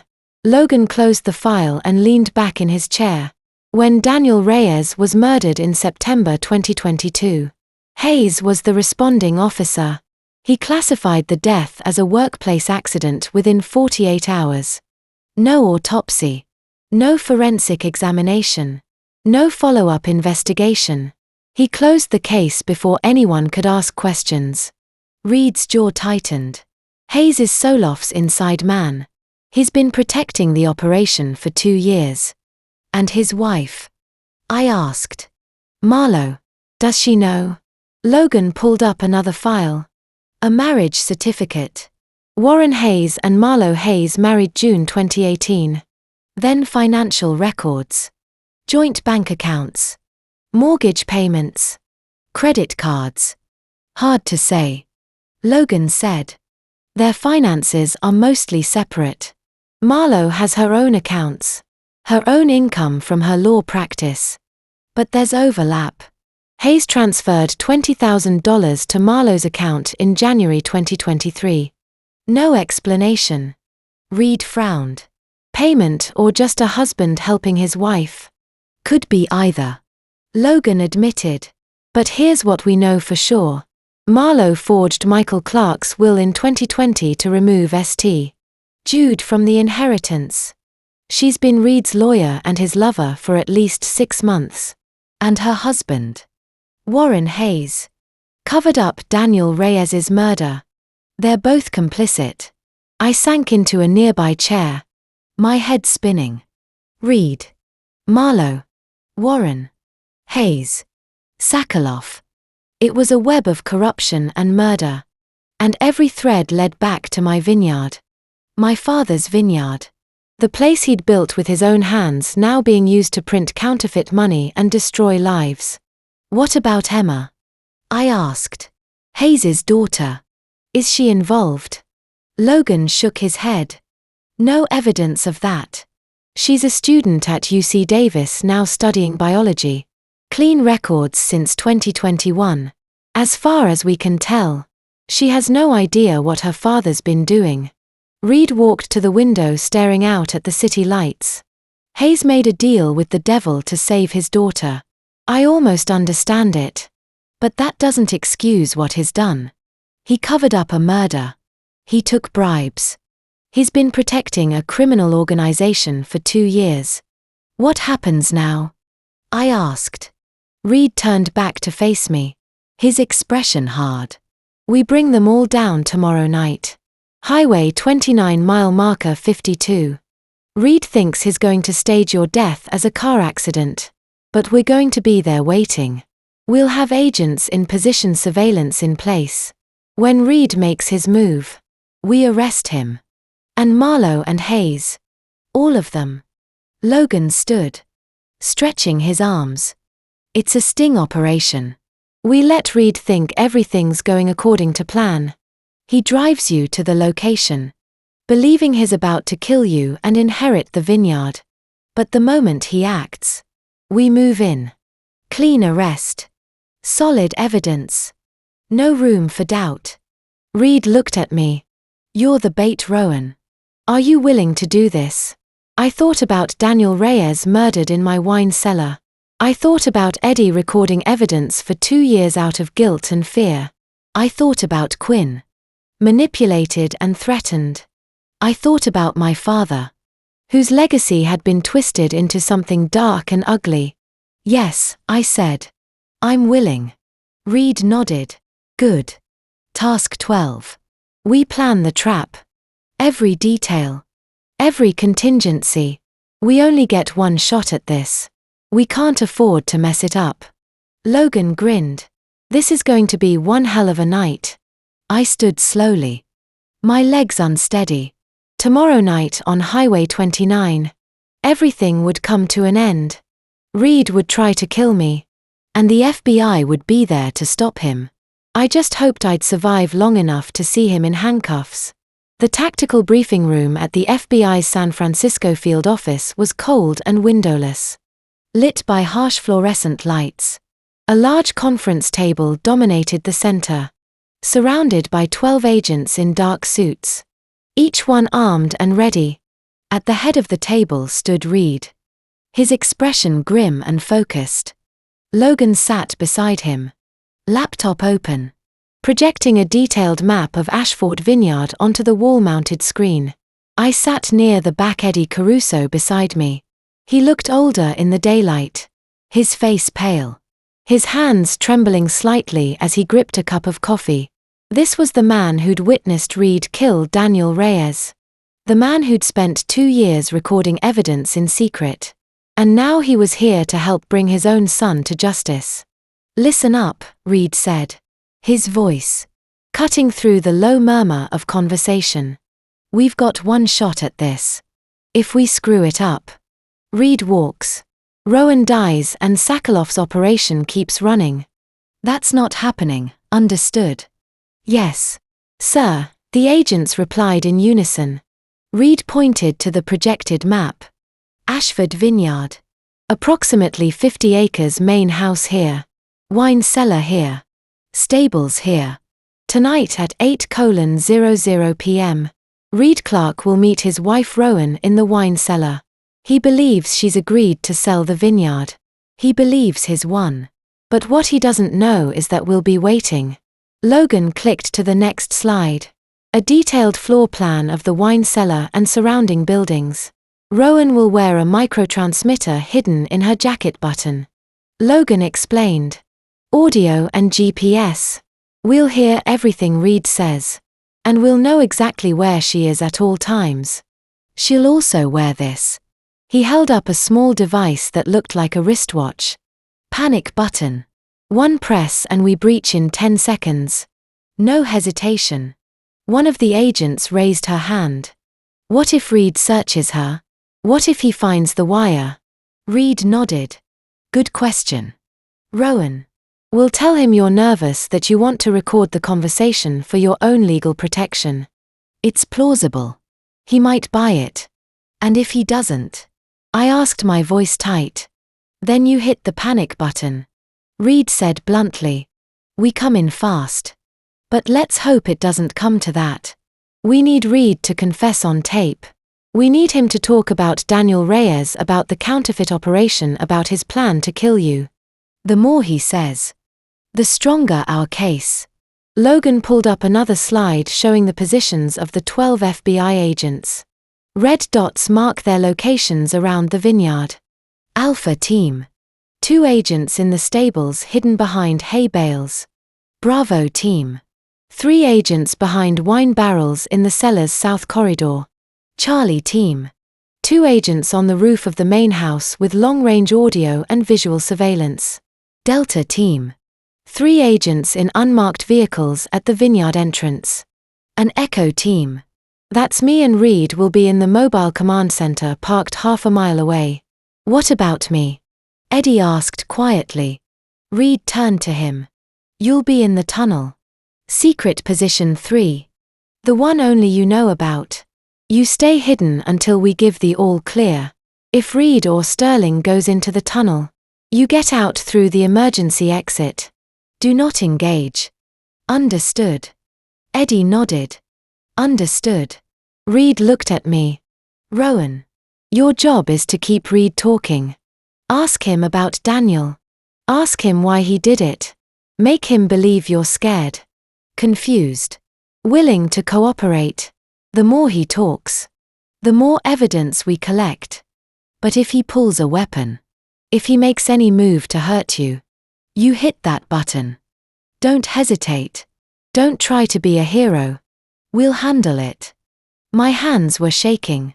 I clasped them together under the table, trying to steady myself. What if he brings Marlo or Sterling or Solorf? Logan leaned forward. We're monitoring all of them. Marlo's at her office downtown. Sterling's at his apartment. SOV's still at the Oakland docks. We've got eyes on him 24/7. If any of them head toward the vineyard, we'll know immediately. Reed checked his watch. It's 10:00. Rowan. You need to call Reed now. Convince him you're ready to sell. Make it believable. I pulled out my phone. My heart pounding so hard I thought everyone in the room could hear it. Reed handed me a script. Bullet points of what to say. How to say it. You don't have to follow this exactly, Reed said. Just hit the key points. You're exhausted. You can't handle the pressure. You're ready to give up. Reed needs to believe he's broken you. I nodded, my throat dry. I dialed Reed's number. It rang twice before he answered. Rowan. His voice was warm. Concerned. The same voice that used to tell me he loved me. Hey. Sweetheart. You okay? I forced myself to sound weak. Defeated. Reed. You were right. I can't do this anymore. I can't keep running the vineyard alone. It's too much. There was a pause. I could almost hear him smiling. What are you saying? I'm saying I agree. Let's sell. Bring the contract to the wine cellar tonight at 8. I'll sign it. Another pause. Longer this time. Are you serious? You're sure? I closed my eyes, channeling every ounce of exhaustion and fear I'd felt over the past week. I'm sure. I just want this to be over. I want everything to end. Okay, Reed said, his voice softening. Okay, baby. That's good. That's really good. I'll bring Marlo and Sterling to witness the signing. Everything will be official. Legal. You're making the right choice. I know. I whispered. I'll see you tonight. 8 o'clock, wine cellar. I love you. Rowan. I couldn't say it back. I just hung up. The room was silent. Every agent was staring at me. Reed nodded slowly. You did great, he said. He bought it. I set the phone down. My hands still trembling. Eddie reached over and squeezed my shoulder gently. You're brave, he said quietly. Braver than I ever was. Logan stood closing his laptop. All right. People. We've got 10 hours to get into position. Check your gear. Test your comms. And stay sharp. Tonight we take down Reed Clark, Marlo Hayes, and everyone connected to this operation. Let's make it count. The agents filed out, moving with purpose and precision. Reed stayed behind, walking over to where I sat. You can still back out, he said. If this is too much. No. I interrupted. I'm doing this for Daniel. For Eddie. For my father. For everyone Reed has hurt. Reed studied my face for a long moment. Then nodded. Okay. Get some rest. Tonight's going to be intense. I stood, my legs unsteady. Eddie walked beside me toward the door. As we stepped into the hallway, he spoke softly. When this is over, he said, I'm going to tell you everything about your father. The man he was before the vineyard. Before the money. The man who loved you more than anything. Tears stung my eyes. But I nodded. I'd like that. We walked out into the daylight. Somewhere across the city. Reed was celebrating. He thought he'd won. He thought tonight would be the night he finally got everything he wanted. But he was wrong. Tonight the trap would spring and Reed Clark's world would come crashing down. Before I walked into that wine cellar that night alone, face to face with the man who had planned to kill me. Leave the word safe in the comments below if you believe I survived. I need to know you're still with me on this journey. Please note what happens next contains dramatized elements crafted to convey the message. If this content isn't right for you, feel free to stop the video here. I walked down the stone steps into the wine cellar at exactly 8:00. My heart was pounding so hard I could barely breathe. The microtransmitter was hidden in my jacket button and the panic button was strapped to my wrist beneath my sleeve. Somewhere outside, 12 FBI agents were in position watching, waiting. Eddie was hidden in the tunnel behind secret passage number 3. Reed and Logan were in the mobile command center half a mile away, listening to every word through my wire. I flipped on the overhead lights. The cellar came alive. Rows of oak barrels. Stone walls lined with bottles. The faint smell of fermenting grapes. I stood in the center of the room near the long wooden table where my father used to host wine tastings. My hands were trembling. I clasped them together, trying to look calm. At 8:05, I heard footsteps on the stairs. 3 people descended into the cellar. Reed came first, dressed in a dark suit, his expression confident and relaxed. Behind him was Sterling, looking nervous, his eyes darting around the room. And finally, Marlo Hayes, carrying a leather briefcase, her blonde hair pulled back, her face cold and professional. "Rowan," Reed said, smiling, "I'm glad you came to your senses." I didn't respond. I just watched as they approached the table. Marlo set the briefcase down and opened it, pulling out a thick stack of papers. "Purchase and sale agreement," she said briskly. "Sign here. Here and here. $8.50 million. Cash transfer within 48 hours. She slid the papers across the table toward me along with a pen. I picked up the pen, my hand shaking. I pretended to read the first page, scanning the legal jargon. Then I set the pen down. "Before I sign," I said quietly, "I need to ask you something." "Reed." Reed frowned. "What?" I looked up, meeting his eyes. "Why did you kill Daniel Reyes?" The room went silent. Reed stared at me, his expression unreadable. Sterling's face went pale. Marlo's jaw tightened. "Rowan," Marlo said sharply, "don't be ridiculous. Sign the damn papers." I ignored her, keeping my eyes locked on Reed. "I know everything. The counterfeit operation, $47 million in fake currency. Nikolai Solorf and your plan to kill me tonight on Highway 29 mile marker 52. Reed's smile vanished. He stood slowly, his hand moving to his jacket. When he pulled it back, he was holding a Glock 19. "You're too smart for your own good," he said coldly. I took a step back, my hand brushing against the panic button on my wrist. My fingers hovered over it, ready to press. But before I could move, a hidden panel in the stone wall behind me slid open with a low grinding sound.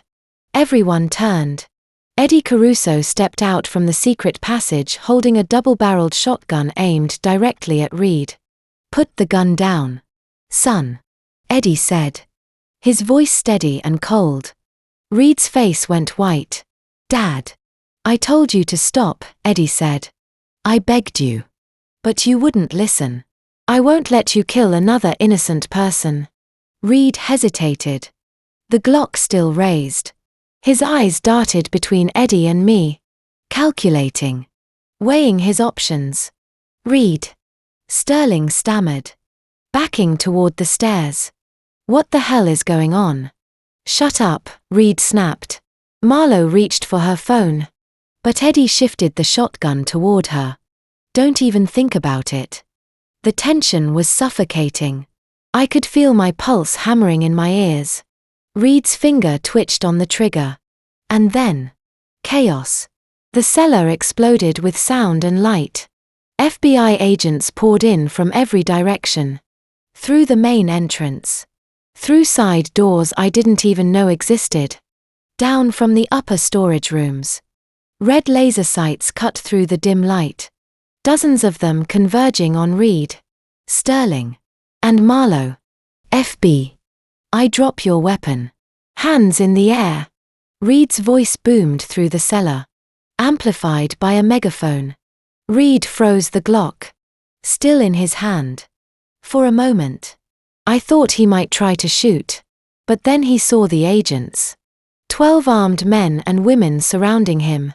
Weapons drawn, faces hard and unforgiving. He dropped the gun. It clattered to the stone floor. On your knees now, an agent shouted. Reed sank to his knees. His face twisted with rage and disbelief. Sterling dropped beside him. Hands raised. Tears streaming down his face. Marlowe stood motionless. Her expression icy. Her lips pressed into a thin line. 3 agents moved in quickly, cuffing Reed's hands behind his back. 2 more cuffed Sterling. Logan himself stepped forward and cuffed Marlowe. His voice calm and businesslike. As he read her rights. Reed Clark. You are under arrest for conspiracy to commit murder, attempted murder, obstruction of justice, and operating a counterfeit currency operation. You have the right to remain silent. Anything you say can and will be used against you in a court of law. Reed didn't respond. He just stared at me. His eyes burning with hatred. Sterling was sobbing. I didn't want to do it. He made me. He said Soloff would kill me if I didn't help. Save it for the prosecutor. One of the agents said. Hauling him to his feet. Marlowe said nothing. She just stood there expressionless as Logan led her toward the stairs. Reed walked over to me. His face serious but relieved. You okay? I nodded. Though I wasn't sure if that was true. My legs felt like they might give out at any moment. Eddie lowered the shotgun and set it on the table. He walked over to me slowly. His eyes red and wet. It's over, he said quietly. You're safe now. I collapsed against him. My body shaking with sobs I'd been holding in for days. Eddie wrapped his arms around me, holding me steady. It's over, he repeated. You're safe. Outside. I heard the sound of car doors slamming. Engines starting. The agents were loading Reed, Sterling, and Marlowe into separate FBI vehicles. Reed stood near the cellar entrance, coordinating with his team over the radio. Logan appeared at the top of the stairs, looking down at me. Rowan. We need to get you out of here. We've still got one more problem. I looked up, wiping my eyes. What problem? Sterling wants to make a deal, Logan said. He's willing to testify. But he says there's something we need to see in the tunnel. Something that could blow this whole case wide open. Reed turned to Eddie. Show us. Eddie nodded, picking up a flashlight from the table. Follow me. We walked toward the hidden panel Eddie had emerged from. He pushed it open, fully revealing a narrow stone corridor, disappearing into darkness. What's down there? Reed asked. Eddie's expression was grim. The heart of the operation. If Soloff finds out we're here, he'll blow it all up remotely. We've got maybe 30 minutes before he realizes something's wrong. Reed glanced at Logan, then back at Eddie. Then we move fast. Task 14. We secure the tunnel and get Sterling's confession on record. Let's go. We descended into the darkness, the walls closing in around us. And somewhere deep below, I knew the final secrets of Ashford Vineyard were waiting to be uncovered. Reed was handcuffed and shoved into the back of an armored FBI transport van. His face was pressed against the wire mesh window, eyes burning with rage as agent slammed the door shut. Sterling sat in a separate vehicle, sobbing into his hands. Marlowe was already loaded into a third van, silent and stone-faced. I stood near the edge of the vineyard driveway, watching it all unfold.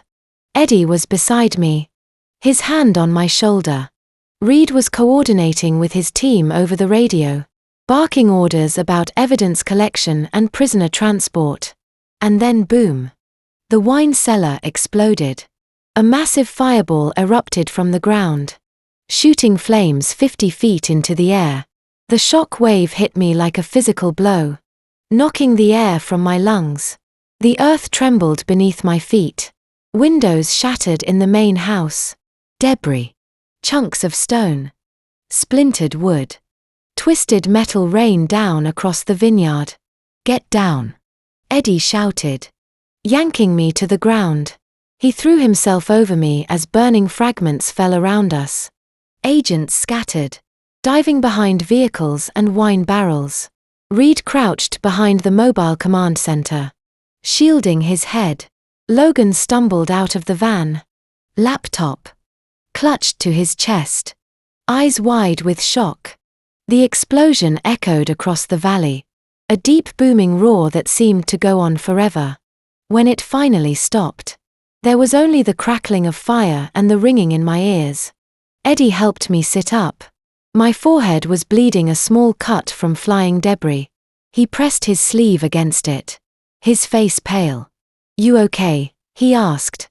I nodded, though I wasn't sure. My hands were shaking. My ears were still ringing.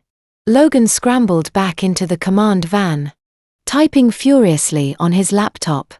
Reed ran over, shouting into his radio. "What the hell just happened?" Reed demanded. Logan's face was lit by the glow of his screen. "I've got it. Detonation signal traced. It came from Oakland, remote activation via satellite phone." Reed's jaw clenched. Soloff. He's destroying the evidence. The wine cellar was completely gone. Where my father's tasting room had stood. Where I'd hosted tourists and poured wine and shared stories. There was now only a smoking crater. The counterfeit printing press. The $47 million in fake currency. The ledgers. The equipment. All of it obliterated. And then from inside one of the FBI vans, a voice screamed, "I'll talk. I'll tell you everything. Sterling." 2 agents yanked open the van door. Sterling stumbled out, his face streaked with tears, his body trembling. He dropped to his knees on the gravel driveway, hands still cuffed behind his back. "Please," he sobbed. "I don't want to die. I'll tell you everything." Reed crouched in front of him. "Start talking." Sterling's words came out in a rush, frantic and desperate. "Soloff tonight. Oakland Port Dock 47 container 7 Alpha $200 million in counterfeit currency. He's loading it onto a cargo ship right now. Departure time 10:30 p.m. If he gets into international waters, you'll never catch him." Reed checked his watch. 8:52 p.m. 1 hour and 38 minutes. He stood grabbing his radio. "All units converge on Oakland Port Dock 47. Lethal force authorized. Coast Guard seal the bay. Helicopter units wheels up now." The response was immediate.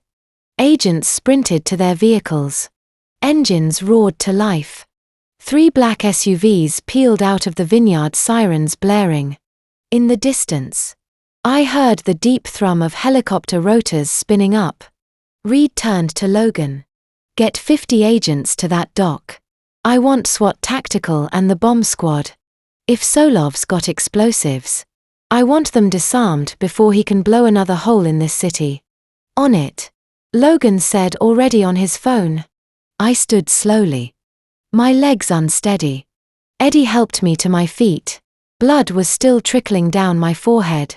But I didn't care. I walked toward Reed. "I'm coming with you," I said.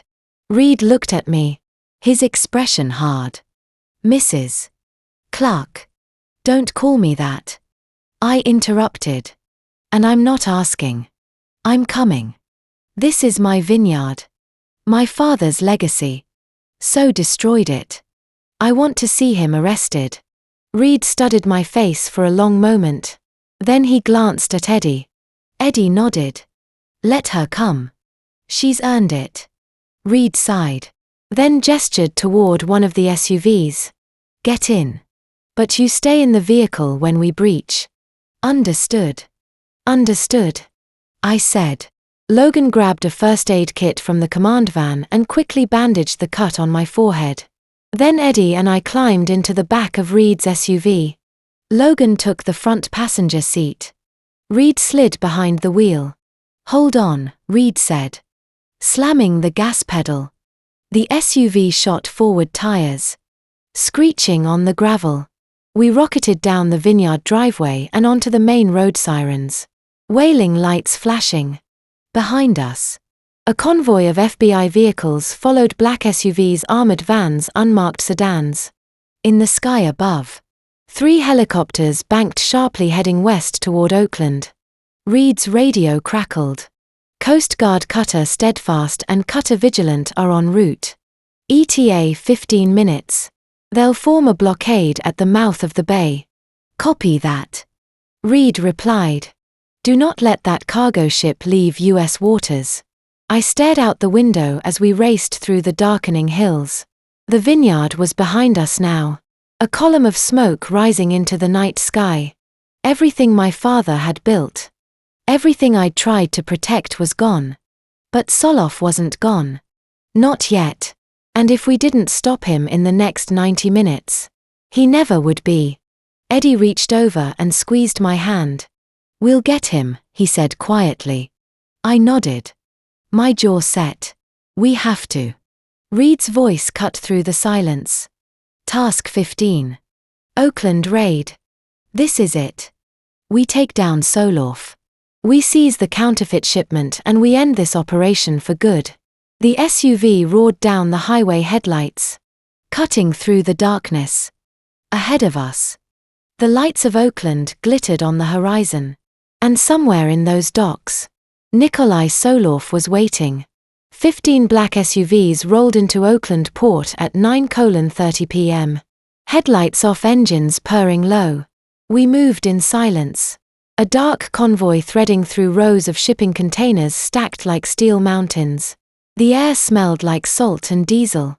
In the distance, massive cranes stood against the night sky, their lights glowing like distant stars. Reed drove slowly, eyes locked on the road ahead. Logan sat beside him, monitoring live feeds from the helicopters circling overhead. I was in the back seat with Eddie gripping the door handle. My heart pounding. Dock 47 dead ahead, Logan said quietly. Through the windshield. I saw it, a massive red shipping container marked 7 Alpha suspended in midair by a crane. Below it sat a cargo ship. The Never Star Russian flag painted on its hull. And standing beside the container, arms crossed, was a man in a grey suit. Nikolai Sokolov. Even from a distance, he looked dangerous. Mid-50s, silver hair, slicked back, sharp features. 6 armed guards surrounded him, each carrying AK-47 rifles. They weren't trying to hide. They stood in the open, confident, as if they owned the entire port. Reed brought the SUV to a stop 200 yards from the dock. Behind us, the other FBI vehicles fanned out, forming a perimeter. Agents poured out silently, taking cover behind containers and machinery. I counted at least 50 of them. All armed. All moving with precision. Logan tapped his earpiece. Coast Guard reports both cutters in position. Bay is locked down. No ships in or out. Reed nodded. Helicopter snipers. 3 birds overhead. Snipers have clear lines of sight on all targets. I leaned forward, peering through the windshield. One of SOV's men was holding something. A small black device with a red button. My stomach dropped. Is that I started? Core detonator, Logan said grimly. If we spook them, they'll blow the dock. Reed grabbed his megaphone and stepped out of the SUV. Eddie and I stayed inside, watching through the windows. Reed walked forward, slowly stopping at the edge of the perimeter. He raised the megaphone. Nikolai Cieslaw. You are surrounded. 50 FBI agents. Coast Guard cutters. Offshore sniper helicopters above. Put down your weapons and surrender. His voice echoed across the dock, amplified and commanding. So tilted his head, listening. Then he looked up at the sky. 3 helicopters hovered above searchlights, cutting through the darkness, illuminating the dock in harsh white light. He turned toward the water. 2 Coast Guard cutters sat just offshore, their spotlights trained on the Neverstar. For a long moment, no one moved. Then Sokov smiled a cold, calculating smile. He dropped his weapon, a sleek black pistol, onto the pavement. Slowly, he raised both hands above his head. I surrender. He called out, his voice thick with a Russian accent. But the man beside him, younger, early 30s, wilded, didn't lower his weapon. Victor Kane, Sokov second in command. He clutched the C4 detonator in his right hand, his finger hovering over the button. Boss. No. Kane shouted. We can still. Victor. Sulaw said calmly. It's over. No. Kane screamed. He raised the detonator, his thumb pressing down. A single gunshot cracked through the air. Kane's hand exploded in a spray of blood. The detonator flew from his grip, arcing through the air, and splashed into the water below the dock. Kane screamed, clutching his shattered hand. He dropped to his knees, blood pouring between his fingers. Sniper shot confirmed. Logan said into his radio. Target neutralized. Detonator disarmed. FBI agents surged forward. 20 men in tactical gear rushed the dock, weapons raised, shouting commands. Sokov didn't resist. He stood perfectly still as 2 agents cuffed his hands behind his back. The 6 guards dropped their rifles and raised their hands. Within 60 seconds, all of them were on the ground, cuffed, surrounded. Kane was still screaming, his hand a mangled mess. A medic ran over, applying pressure to the wound, barking orders into a radio. Reed walked calmly onto the dock, stopping in front of Solaw. Nikolai Sokolow. You are under arrest for conspiracy to commit murder, operating a counterfeit currency operation, and terrorism. You have the right to remain silent. Sokolov said nothing. He just stared at Reed with those cold, calculating eyes. Logan approached the red container, pulling open the heavy steel doors. Inside were rows and rows of cardboard boxes stacked floor to ceiling. He cut open one box. Inside were bundles of $100 bills, shrink-wrapped in pristine fake. Logan said, holding up a bill to the light. 2,000 boxes. Each one holds $100,000. That's $200 million in counterfeit currency. Reed turned to his team. Secure the container. I want every bill catalogued and entered into evidence. Yes, sir. The agents replied. I stepped out of the SUV, Eddie beside me. We walked slowly toward the dock, staying behind the police line. I watched as agents loaded Solaw into an armored van. He glanced in my direction as they pushed him inside. Our eyes met for a brief second. He smiled. Then the door slammed shut. Victor Kane was loaded into an ambulance, still screaming, his hand wrapped in bloody bandages. The 6 guards were hauled into separate vans one by one. Reed walked back to where Eddie and I stood. He looked exhausted but satisfied. It's over, he said. Sukov's in custody. The counterfeit operation is shut down. 200 million seized. I exhaled a long, shaky breath. My legs felt weak. Eddie's hand was on my shoulder, steadying me. We did it, I whispered. Eddie nodded. Justice won. Logan jogged over, holding his tablet. Read. We've got something. So's phone. Encrypted messages to read. Marlowe.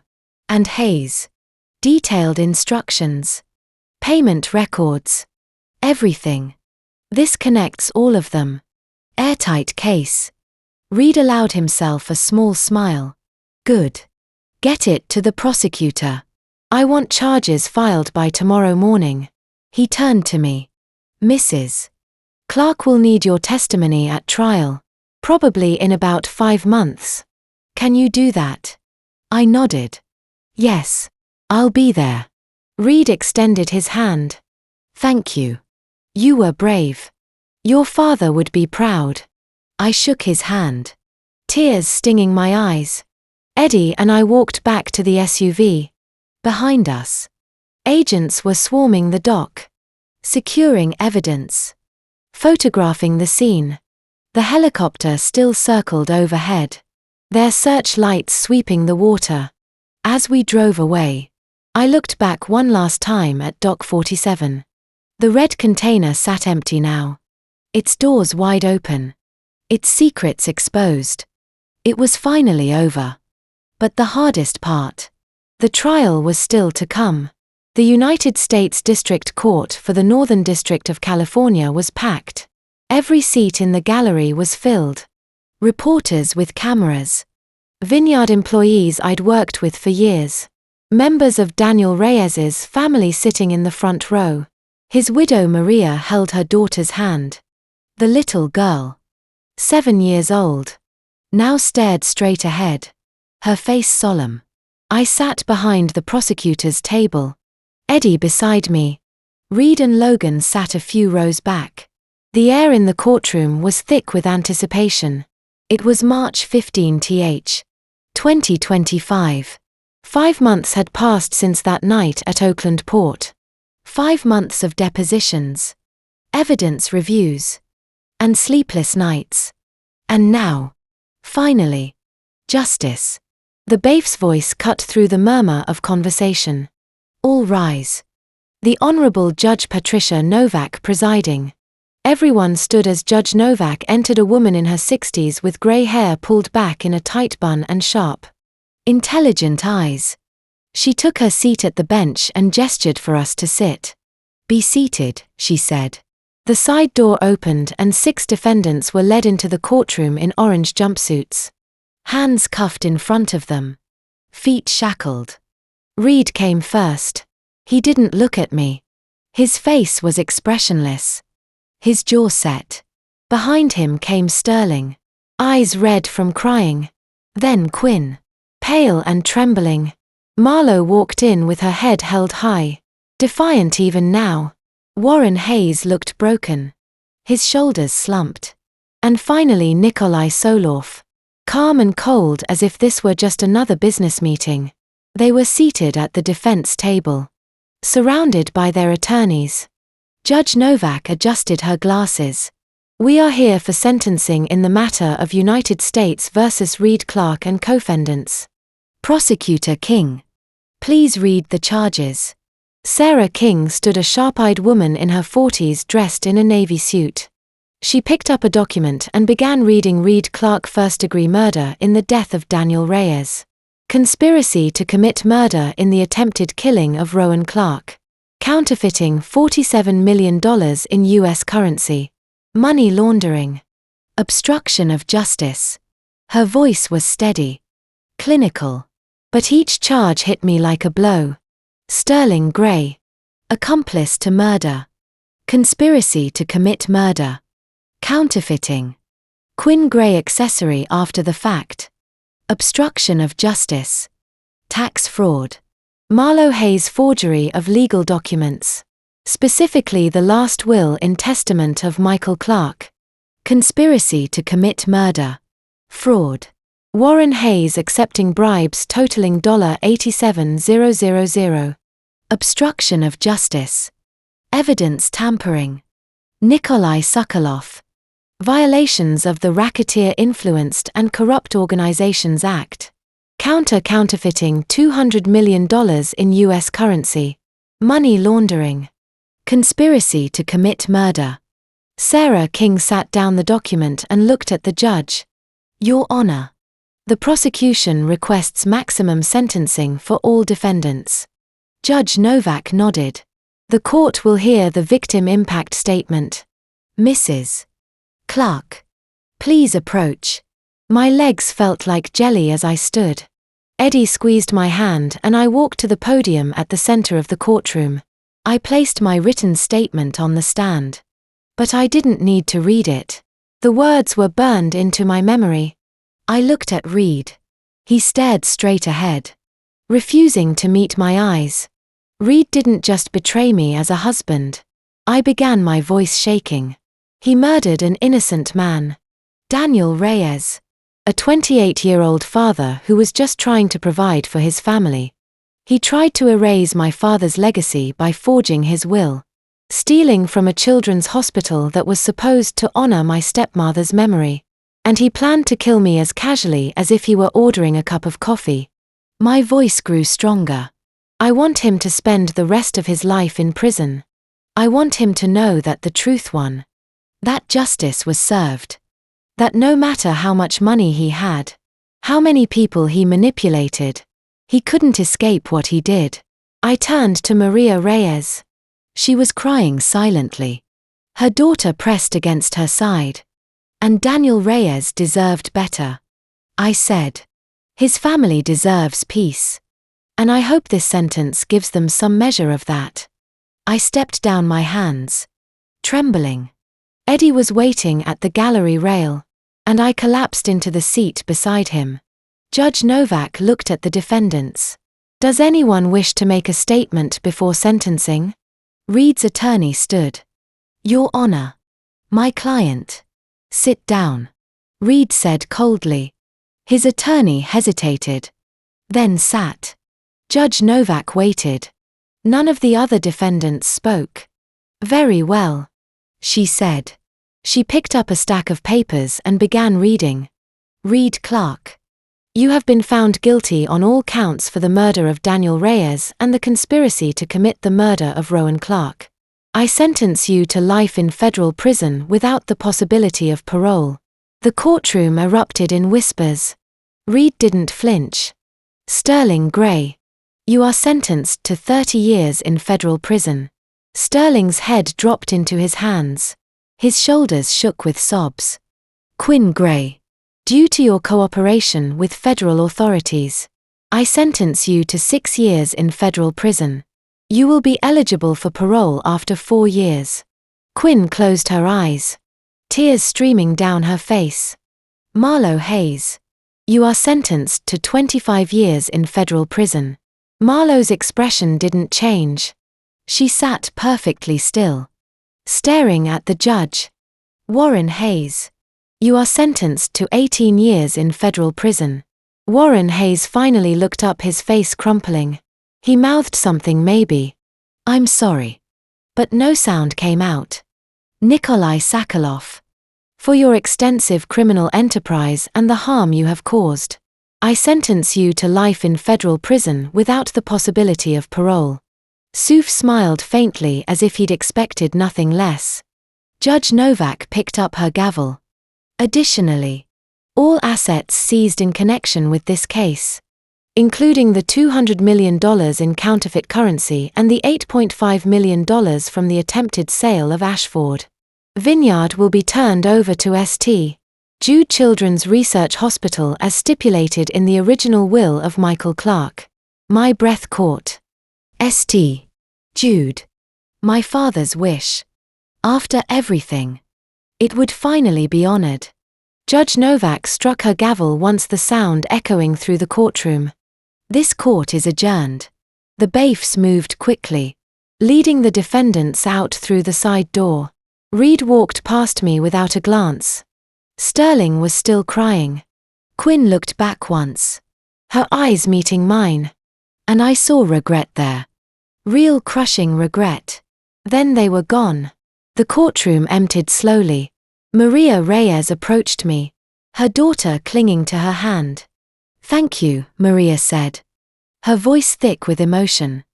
Thank you for not letting them get away with it. I hugged her. And for a long moment, we just stood there. Two women who'd lost so much, holding on to each other. When she left, Eddie walked over and wrapped his arm around my shoulders. Your father would be so proud, he said quietly. I wiped my eyes. It's over. Not quite, Eddie said. He pulled a folded piece of paper from his jacket. There's something you need to see about the real will. About what your father wanted you to know. I looked at him confused. What do you mean? Task 17? Eddie said softly. The truth about your father's legacy. Come on. Let's go somewhere quiet. We walked out of the courthouse together into the bright San Francisco sunlight. Behind us, the doors closed, sealing away the past. But ahead, there was still one more truth waiting to be revealed. The probate courthouse in downtown San Francisco was quieter than I expected. No reporters. No crowds. Just me, Eddie Reed, and a handful of attorneys sitting in a small wood-paneled courtroom. It was April 2025, a month after the sentencing, and the legal machinery was finally grinding to its conclusion. Reed Keller sat at the front table. The same New York attorney who'd appeared via Zoom months ago. Today, he was here in person, dressed in a crisp navy suit, his silver hair neatly combed. In front of him lay the original will, my father's true will, dated September 1 St. 2019. Notarized by Helen Ortiz, the probate judge, a woman in her 50s with kind eyes. Reviewed the documents one last time. Then she looked up. In the matter of the estate of Michael Clark, deceased, I hereby validate the original last will in testament dated September 1 St. 2019. The forged document submitted in 2020 is declared void. Distribution of assets will proceed as follows. She read from the will. 60% of Ashford Vineyard valued at $5.1 million to Rowan Clark. 40% of Ashford Vineyard valued at $3.4 million to St. Jude Children's Research Hospital. My throat tightened after everything. The forgery. The lies. The murder. My father's true wishes were finally being honored. The judge struck her gavel. This estate is now settled. Court adjourned. Reed Keller walked over to me, extending his hand. Your father was a good man, Rowan. I'm sorry it took this long to make things right. Thank you, I said, shaking his hand, for not giving up. An hour later, Reed drove Eddie and me back to the FBI field office. We sat in a small conference room, and Logan set up a video call on the large monitor mounted on the wall. The screen flickered to life, and a woman appeared. Mid-40s. Dark hair. Pulled back.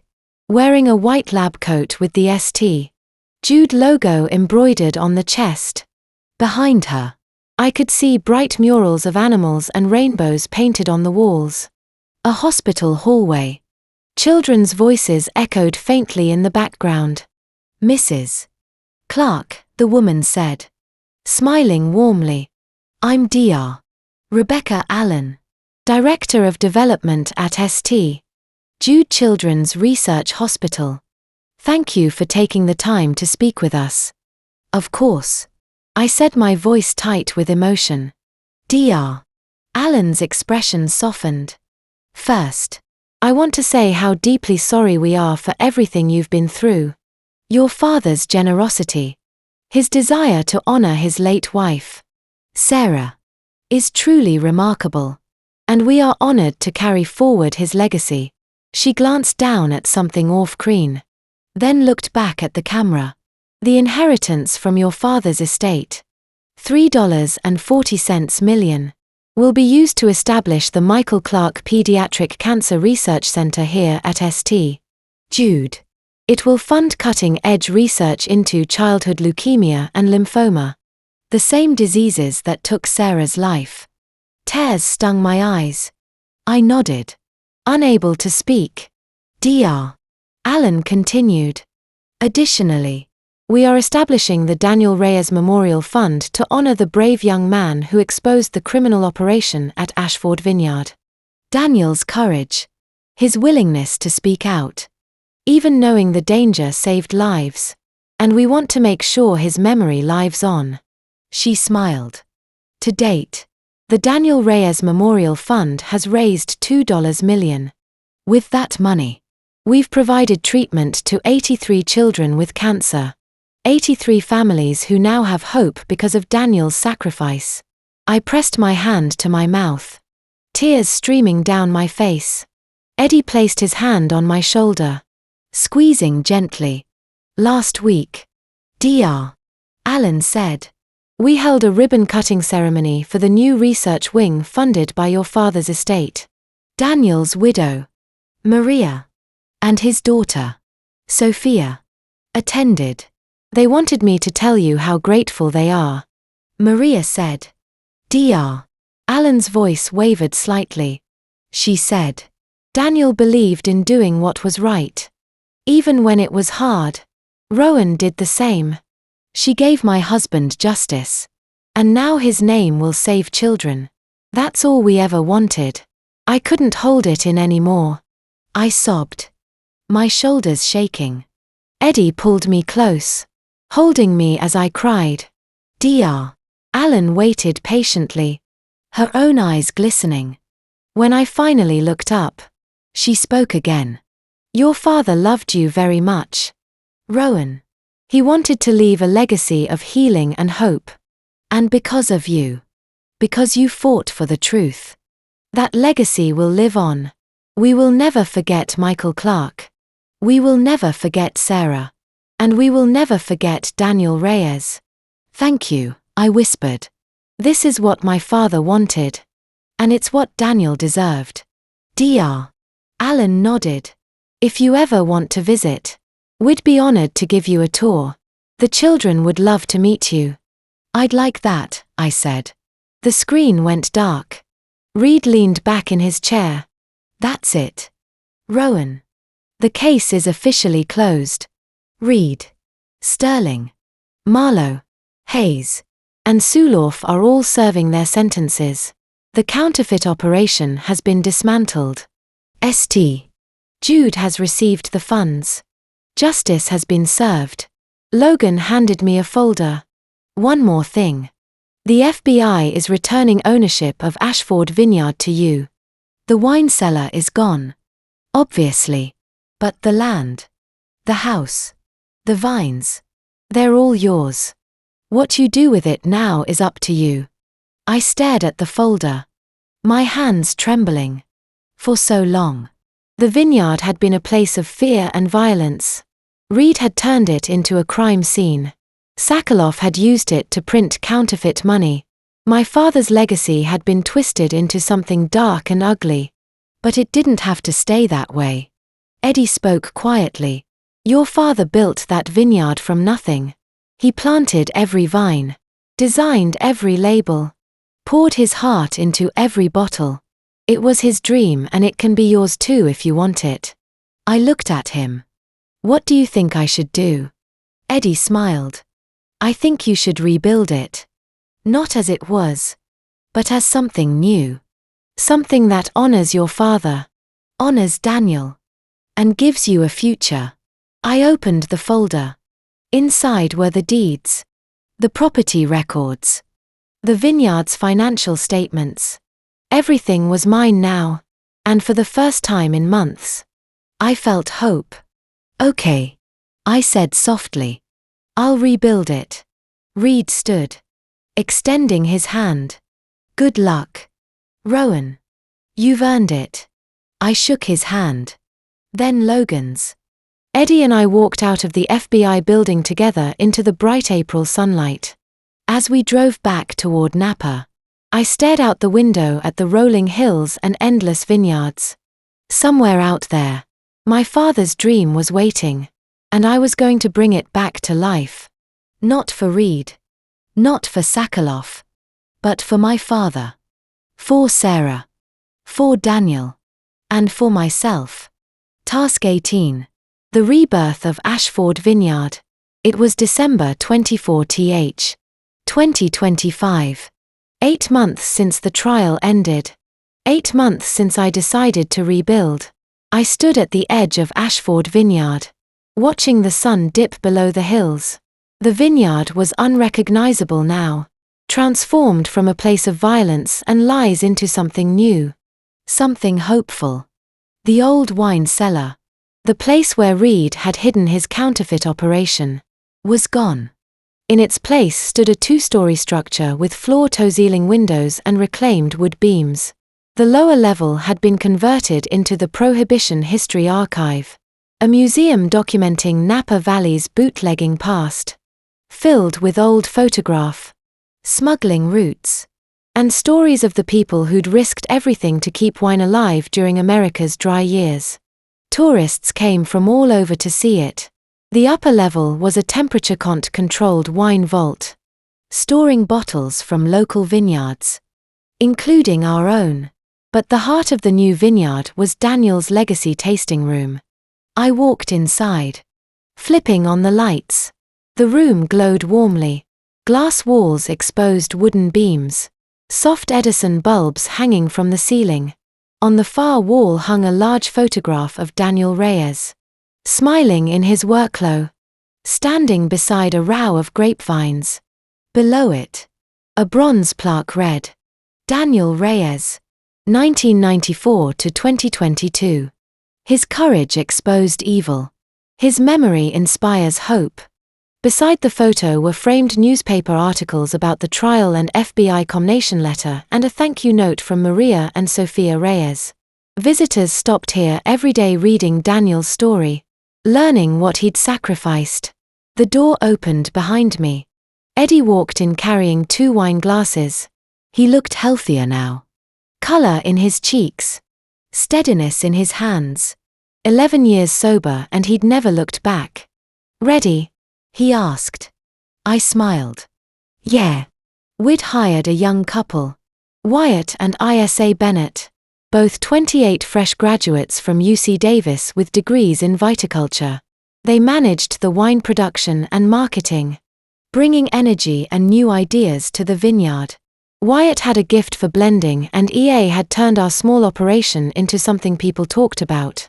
We weren't Reed's criminal empire. We were something better. Honest. Sustainable. Community-driven. In June, Eddie and I had flown to Ireland to County Cork, where my father's ancestors had lived.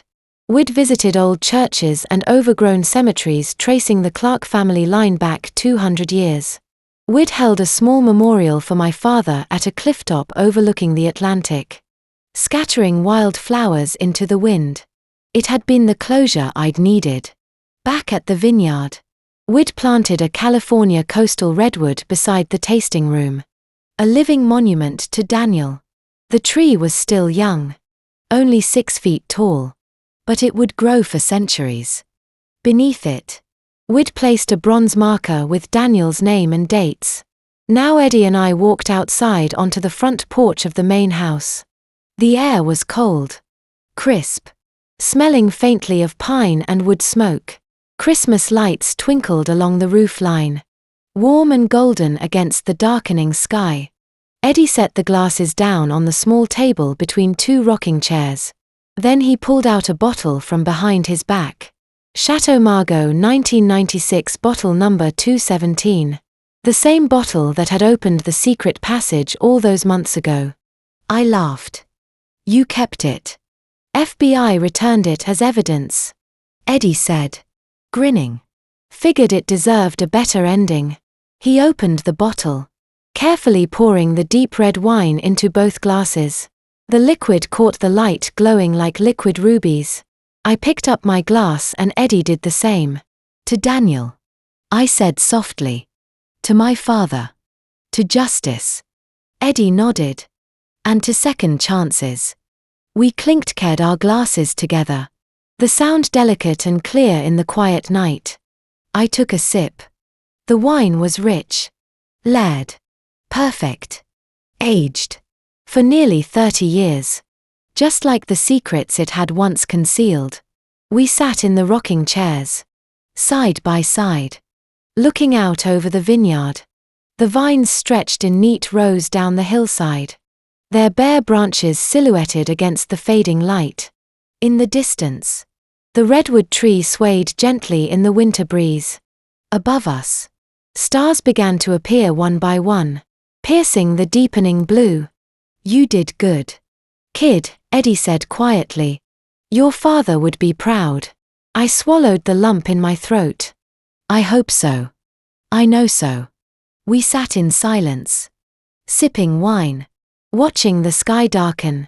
The vineyard was alive again. Not with crime or fear. But with hope. With memory. With love. The camera pulled back slowly. Rising above the porch. Above the tasting room. Above the rows of vines. The Christmas lights glowed like stars scattered across the earth. The redwood tree stood tall and steady, a promise growing toward the sky. And then gently the screen faded to black. And to those listening to this story, remember this betrayal within a family wounds more deeply than any knife thrust from a stranger. I learned this when my own husband chose greed over love, when family revenge seemed the only path. But God showed me another way. God gave me strength when I had no strength left. God brought Eddie back into my life to protect me when I needed him most. I won't lie. Family betrayal has left scars that I still carry. The temptation of family revenge burns in my chest every day now that my husband is free. But pursuing family revenge would destroy me as it destroyed him. Instead, I chose justice. I chose to rebuild. Not to wallow in bitterness. Don't be like me. Don't wait until tragedy forces you to see the truth. If you feel betrayal is brewing in your home, confront it early. Speak up. Seek help. Don't let silence become complicity. This is what I believe now. Forgiveness doesn't mean forgetting. It means refusing to let resentment consume you. My husband stole my trust. But he couldn't steal my future. God reminds me of that every time the sun rises over the vineyard. If this story resonates with you, please leave a comment below sharing your thoughts. Have you ever experienced betrayal? How did you overcome it? Share this story with those who need to hear it and subscribe to this channel for more practical lessons on resilience, justice, and redemption. Thank you for listening to the end. I know this wasn't easy.